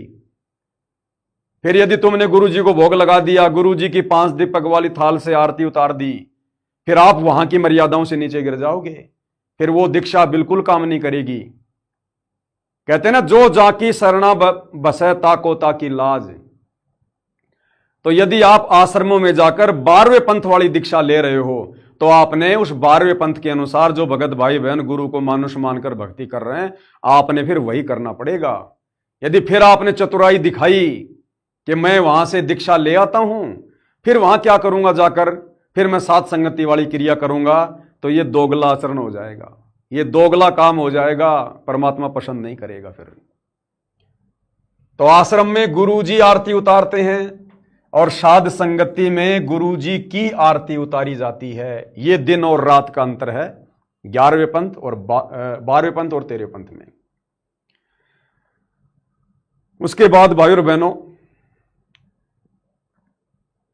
गुरु को मानुष मानकर उनके हिसार जेल से बाहर आने के बाद वर्तमान में जिस प्रकार का खेल उन आश्रमों में चल रहा है वो आप जियों से छुपा हुआ नहीं है। दास सोशल मीडिया पर देखता है, गुरुदेव भगवान लोगों को आशीर्वाद देने आते हैं और गुरुजी का परिवार गुरु जी की पोतियां, गुरु जी के पोते और बड़े बड़े भगत अपने मोबाइल फोन निकाल निकाल के गुरु जी की फोटो खींचते हैं, सेल्फियां ले रहे हैं, हंस रहे हैं। जबकि गुरुदेव के सामने जाकर तो रोने के अलावा दूसरा कोई काम नहीं होना चाहिए। आंखों से आंसुओं की धारा बह निकलनी चाहिए। और वहां पर खिलखिलाते हुए मोबाइल निकाल के फोटोएं खींच रहे हैं, सेल्फियां ले रहे हैं। गुरु को मानुष। पहले वो जगत वाले गुरुदेव के लिए गिफ्ट लेकर आते थे। कोई तलवार ला रहा है, कोई हनुमान जी का घोटा ला रहा है, कोई पगड़ी ला रहा है, कोई अन्नपूर्णा मुहिम का कोई बड़ा सा मकान बना के ला रहा है, कोई फोटो बना के ला रहा है। अब उनकी देखा देखी भक्तों ने भी, जिन्होंने नाम उपदेश ले लिया, वो भगत भी गुरुदेव के लिए कागज के खिलौने बना बना के ला रहे हैं। कोई दाढ़ी मूंछ वाले कबीर की कागज की फोटो बना के ला रहा है, कोई एक मकान सा बना के ला रहा है, कोई एक झोपड़ी बना के ला रहा है, गुरुदेव भगवान को दे रहे हैं। इन कागज के टुकड़ों से परमात्मा प्रसन्न नहीं होगा। इन टुकड़ों से परमात्मा प्रसन्न नहीं होगा। इतिहास भूल गए भाई बहन, भक्ति से धीरे धीरे दूर भाग रहे भाई बहन। गुरुदेव की वो कदर, वो इज्जत, वो सम्मान भाई बहनों के हृदय में नहीं रहा अब। इसीलिए तो गुरुदेव ने अब सीरियस लेना छोड़ दिया, सीरियस लेना छोड़ दिया। तुम्हारे कागज के टुकड़ों से वो मकान बना के ले जा रहे हो, झोपड़ी बना के ले जा रहे हो, कागज के कार्टून बना के ले जा रहे हो, गुरुजी प्रसन्न होंगे? परमात्मा ने बताया, सतगुरु को क्या दीजिए और देने को कुछ नहीं, सम्मन को साटा किया, सेऊ भेंट चढ़ाई। अरे 650 साल पहले सम्मन ने अपने हाथ से अपने इकलौते बेटे की गर्दन काट के सतगुरु की भेंट चढ़ाई थी। कागज का टुकड़ा नहीं दिया था, कोई कार्टून बना के नहीं दिया था, अपने इकलौते बेटे की गर्दन काट के सतगुरु के चरणों में चढ़ा दी उनकी इज्जत के लिए। उसके बावजूद भी सतगुरु प्रसन्न नहीं हुआ।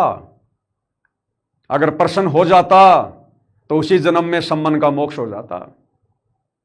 तुम्हारे कागज के टुकड़ों से परमात्मा प्रसन्न होगा? जिसने अपना बेटा काट के चढ़ा दिया उससे प्रसन्न नहीं हुआ।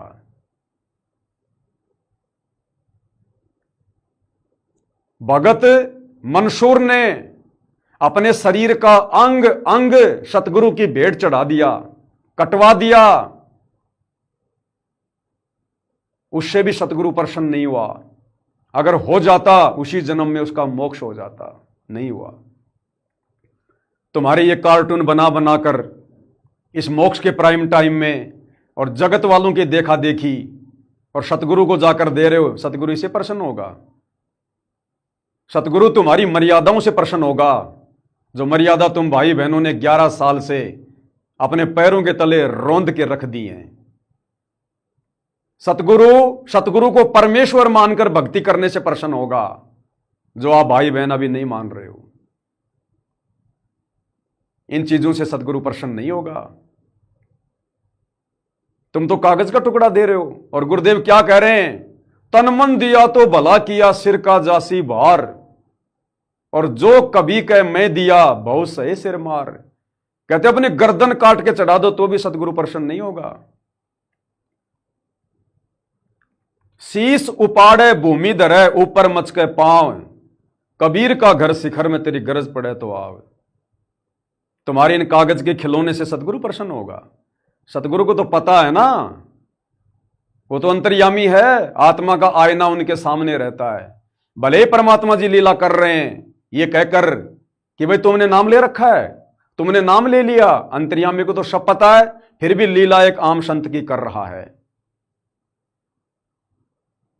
मालिक की वाणी है, बिन ही रसना नाम चलत है, निर्वाणी से नेहा, गरीब दास भोडल में दीपक छानी नहीं सनेहा। जिस प्रकार किसी बल्ब के ऊपर कोई मोमजामा लगा दिया जाए, कोई ट्रांसपेरेंट कोई कागज लगा दिया जाए तो बल्ब की रोशनी छुपती नहीं है, उसी प्रकार भगत कितना मर्यादा में है, कितनी भक्ति है, यह सतगुरु से छुपा हुआ नहीं है। तो सतगुरु को तो सब पता है, वो खिलौने देने से प्रसन्न नहीं होगा, वो तो मर्यादा और भक्ति से प्रसन्न होगा। तो भाई और बहनों, मैं तो प्रार्थना कर सकता हूं, विनती कर सकता हूं, हालांकि मेरी बात कोई मानता नहीं, कोई सुनता नहीं, कोई ज्यादा सीरियस नहीं लेता, क्योंकि हम गुरुद्रोही जो ठहरे, हम तो संगत से निष्कासित हैं, हमारे को तो हर प्रकार से बैन कर रखा है। फिर भी प्रार्थना करना जरूरी है, हमारा कर्तव्य बनता है भक्ति मार्ग से भटके हुए भगत भाई बहनों को समझाने के लिए। तो केवल विनती कर सकते हैं, प्रार्थना कर सकते हैं भाई, इससे ज्यादा कुछ कहेंगे तो अब हमारे लिए उचित नहीं होगा, क्योंकि 11 साल से परमात्मा ने सीना ठोक कर डंके की चोट पर बिना डरे बिना घबराए लोगों ने सब कोशिश कर ली, मार लिया, पीट लिया, मुकदमे करवा दिए, जेल में डलवा दिया, आज भी मुकदमे चल रहे हैं, तारीख भोग रहे हैं, नहीं रुके, नहीं डटे। अब सतगुरुदेव भगवान जेल से बाहर आ गए तो फिर हमारी जिम्मेदारी खत्म हो जाती है, फिर हमारा बोलना, ज्यादा पसीने निकालना फिर थोड़ा शोभा नहीं देता, थोड़ा उचित नहीं लगता। इसलिए दास अब ज्यादा गहराई में जाकर बातें नहीं बताएगा, ना बता रहा है। जिसने जैसा बीज बोया है, अभी तीसरा झटका आना शेष है, वो परिणाम भी सामने आ जाएगा। तब तक साथ संगति से जुड़े भाई बहनों से मैं तो विनती कर सकता हूं, प्रार्थना कर सकता हूं, भाई अपने विश्वास को बना के रखो। वो तीसरा झटका आने में ज्यादा समय नहीं है। गुरुदेव ने क्लियर कर दिया कि आने वाले 4 साल के अंदर अंदर पूरी धरती पर आदि सनातन धर्म स्थापित कर दूंगा। तो साध वचन पलटे नहीं, चाहे पलट जाए ब्रह्मांड, तो होगा वो तो। और होगा कब? पूरी पृथ्वी पर आदि सनातन धर्म, यानी आदि सनातन धर्म का मतलब है जो ज्ञान, जो दीक्षा, जो मर्यादा सतगुरु रामपाल जी के पंथ में है वो पूरे विश्व में लागू हो जाएगी। तो वर्तमान में जिस प्रकार से दुनिया मौज मस्ती में जी रही है, भागादौड़ में जी रही है, इस हिसाब से तो आदि सनातन पंथ स्थापित नहीं हो सकता। तो उसके लिए क्या होगा? 4 साल के अंदर अंदर वो तीसरा झटका आएगा। उस तीसरे झटके में कुछ तो प्राकृतिक आपदा आएंगी, कुछ ये कृत्रिम आपदा आएंगी, युद्ध, महायुद्ध, वायरस वगैरह, कुछ अकाल, बाढ़, भूकंप, जो भी लड़ाई झगड़े जो भी है। तो जनसंख्या ज्यादातर छट जाएगी, क्योंकि गुरुदेव ने भविष्य मल्लिका का समर्थन कर दिया और भविष्य मल्लिका में साफ साफ लिखा कि पूरे विश्व की जनसंख्या 64 करोड़ रह जाएगी। तो बस उतने लोग बचेंगे, और जो लोग बचेंगे फिर वो या तो ज्ञान से या फिर वो डर के मारे, दूसरा ऑप्शन बचेगा नहीं उनके पास सतगुरु रामपाल जी की शरण में आने के अलावा। तो ऑटोमेटिक ही फिर पूरे विश्व में आदि सनातन धर्म शुरू हो जाएगा। तो 4 साल है, ज्यादा समय नहीं है। जहां आपने 10 साल इंतजार किया, 4 साल कोई ज्यादा नहीं है। और 4 साल भी बहुत ज्यादा है। दीक्षा तो परमात्मा उससे पहले दे देंगे, साथ संगति का खुलासा तो उससे पहले ही हो जाएगा। तब तक आप जी धैर्य धारण कर सकते हो तो भाई आपकी अपनी मौज, आपकी अपनी मर्जी। मैं तो ज्यादा दबाव दूंगा नहीं, भले अभी और इसी समय जाओ और दीक्षा ले लो, मेरा तो कोई नुकसान नहीं है। और दीक्षा लेने में कोई आपका भी नुकसान नहीं है भाई। दीक्षा लोगे तो मंत्र जाप करोगे, भक्ति कमाई बनेगी आपकी। मैं तो मना नहीं करूंगा, ना मैंने पहले किया। तो कुछ एक भगत भाई बहनों के इस प्रकार के मैसेज आ रहे थे, दास को खुलकर नहीं कह पा रहे थे, एक दूसरे के माध्यम से कह रहे थे। नेपाल से भी बहुत सारे भाई बहनों की शंका थी, कमला बहन ने दास को बताया। इंडिया से भी बहुत सारे भाई बहनों की शंका थी, हो सकता वो कह ना पा रहे हों। तो अंदर ही अंदर नहीं घुटना चाहिए भगत ने, ये स्वतंत्र मार्ग है। छल कपट यहां चलेगा नहीं। धोखाधड़ी तुम पवन दास के साथ तो कर सकते हो, लेकिन भगवान के साथ तो नहीं कर सकते, वो तो अंतर्यामी है। तो भाई आप जाकर दीक्षा ले सकते हो। अगर जाकर दीक्षा ले सकते हो तो मैंने आपको समझा दिया है, डायरेक्ट अपने गुरुदेव भगवान से पहले प्रार्थना करना। अरे जब जगत वाले लोगों को, जिन्होंने नाम दीक्षा नहीं ली, यदि उनको गुरुदेव से मिलने दिया जा रहा है तो आप लोगों को क्यों नहीं मिलने दिया जाएगा? आप जगत वाले बन के जाओ। और फिर भी आपको रोकें तो बोलो भैया ये बड़े बड़े नेता रहे, इन्होंने कौन सी दीक्षा ले ली? इसका मतलब इन आश्रमों में तो फिर दोगला आचरण हो रहा है। और जहां दोगला आचरण है फिर वहां से दीक्षा लेकर तुम कौन सा फिर दृढ़ होकर भक्ति करोगे, तुम भी दोगली भक्ति करोगे फिर। तो ये कॉमन सेंस की बातें हैं, आप जी देख लेना। बाकी कबीर सागर से आपको दिखा दिया है। अभी तक तो गुरुदेव ने किसी को डीवीडी से दीक्षा देने के लिए आदेशित किया नहीं है। अगर किसी को आज्ञा दी है तो उसको सामने खड़ा कर दो और उससे जाकर दीक्षा ले लो, नो प्रॉब्लम। तो आप भाई बहनों के विश्वास के लिए हर प्रकार से परमात्मा ने सारे प्रमाण दिलवा दिए हैं। बाकी सात संगतियों का कार्य अपना लगातार जारी है। ज्यादा हेडेक किसी ने लेनी नहीं, ज्यादा टेंशन किसी ने लेनी नहीं है। सबको सारी भक्ति क्रियाओं के बारे में अच्छे से पता है। परमेश्वर की क्या लीला चल रही है ये भी आप सबको पता है। मिशन गुरुदेव का खत्म हो चुका है ये भी आपको पता है। अब सात संगति से जुड़े भाई बहनों को ही मौका मिलेगा सतलोक जाने का, जो अंत तक मर्यादाओं में रहकर विशेष कसक और तड़प के साथ गुरुदेव को परमेश्वर मानकर भक्ति करते रहेंगे। बाकी आने वाले समय में जब गुरुदेव खुलासा कर देंगे तब सच्चाई स्वीकार करनी पड़ेगी। सच्चाई यही है जो आपको बता दी गई है, वरना गुरुदेव जेल से बाहर आते ही सात संगति का जिक्र कर देते। अभी 2 महीने से नहीं कर रहे तो इसका कारण क्या है ये भली बात ही समझ में आ जाना चाहिए। समय आने पर परमात्मा विस्फोट करेंगे। और ना हो हमें तो इतना दृढ़ होकर इतना विश्वास करके, क्योंकि गलत हम कुछ कर नहीं रहे, हमने ऐसा कोई काम किया नहीं जिससे कि गुरुद्रोह समझा जाए, हमने मर्यादा कोई तोड़ी नहीं है, हमारे मन में किसी के प्रति कोई द्वेष नहीं है, भक्ति हम गुरुदेव की कर ही रहे हैं। हम कहां से संगत से बाहर हो जाएंगे? कल को गुरुदेव सतलोक चले जाएंगे फिर कैसे भक्ति करोगे? तो कहने का मतलब भाई और बहनों, भक्ति विश्वास की है। कहे कबीर सुनो भाई साधो, मैं तो हूं विश्वास में। तो बहुत सारे पॉइंट परमात्मा ने दास से क्लियर करवा दिए हैं। इतना समय दास को मिलता नहीं है क्योंकि दिन में 2-2 वीडियो बनाने पड़ते हैं, सुबह और शाम। दिन में और सुबह अपनी भक्ति भी करनी पड़ती है। दास का तो शेड्यूल परमात्मा ने बिल्कुल टाइट कर रखा है। मात्र 4-5 घंटे की नींद लेता हूँ। सुबह उठते ही 1-1.5 घंटे का सुमरण हो जाता है, 1 घंटा नित्य नियम में हो जाता है। उसके बाद में अपना 12 बजे से लेकर 2 बजे तक एक वीडियो बनता है। फिर शाम को संध्या आरती के बाद 8 से 10-11 बजे तक वीडियो बनता है। बीच में लाइव भी चलता रहता है।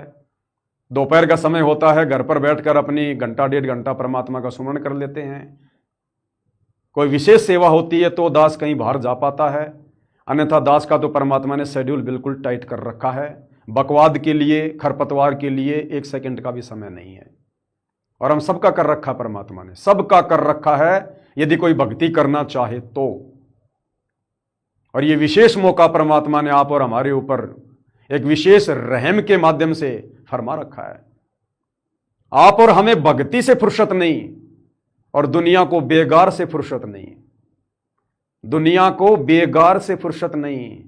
कोई गौशाला बनाने में लग रहा है, कोई धर्मशाला बनाने में लग रहा है, कोई स्टेडियम बनाने में लग रहा है, कोई मोटर पाइप बांटने में बिजी है।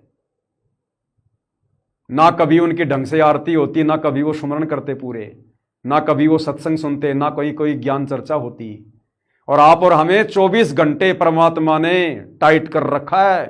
क्यों? क्योंकि परमेश्वर ने साध संगति से ही अपने हीरे मोती लालों की छटनी करनी है। तो जिनको माता पिता बड़ा अफसर बनाना चाहता है, बड़ा अधिकारी बनाना चाहता है, उसे माता पिता पढ़ाता भी है और उसका खर्चा भी उठाता है। और जिस बच्चे को माता पिता ने नहीं पढ़ाना होता उसको खेतों में मजदूरी पे लगा देता है। तो भाई और बहनों, समझदार को संकेत ही काफी है। बाकी पवित्र पुस्तक ज्ञान गंगा के ऊपर वीडियो बनाने की श्रृंखला जारी है। अभी 8-9 वीडियो और बाकी हैं। उसके बाद 21 जून 2026 से कबीर बढ़ाया कृष्ण इस पुस्तक के ऊपर वीडियो बनने शुरू हो जाएंगे। आगे परमात्मा जैसी जैसी दास को आज्ञा देते रहेंगे, सेवा फरमाते रहेंगे। दास तो परमात्मा का भिखारी है, कुत्ता है, परमात्मा से रो रो के भीख मांगता है। तब कहीं जाकर परमात्मा सेवा का टुकड़ा डालते हैं दास को, ताकि दास की भक्ति बनी रहे, दास भक्ति मार्ग पर टिका रहे। वरना खाली दिमाग शैतान का घर, कब क्या बकवाद कर दे यहाँ किसी का कोई भरोसा नहीं है। तो भाइयों और बहनों, परमेश्वर के चरणों में लगे रहो, दृढ़ता के साथ में बने रहो। परमात्मा है तो सब कुछ है। और जिस दिन परमात्मा का पंजा सिर से हट गया, जैसे लाखों भगत भाई बहनों के सिर से हट चुका है, वो आज देख लो किस प्रकार से बेगार करने में व्यस्त हैं। तो इतना कहूँगा, इससे ज़्यादा कहने को कुछ नहीं है। आगे परमात्मा प्रेरणा करेंगे, संदेश से देते रहूँगा। तब तक गुरुदेव भगवान हम सबको आज्ञा दें, आशीर्वाद दें, सद्बुद्धि दें, हमारा मार्गदर्शन करें, हमें भ्रमने भटकने से बचाएं। बंदी छोड़ सतगुरु रामपाल जी परमेश्वर जी की जय हो।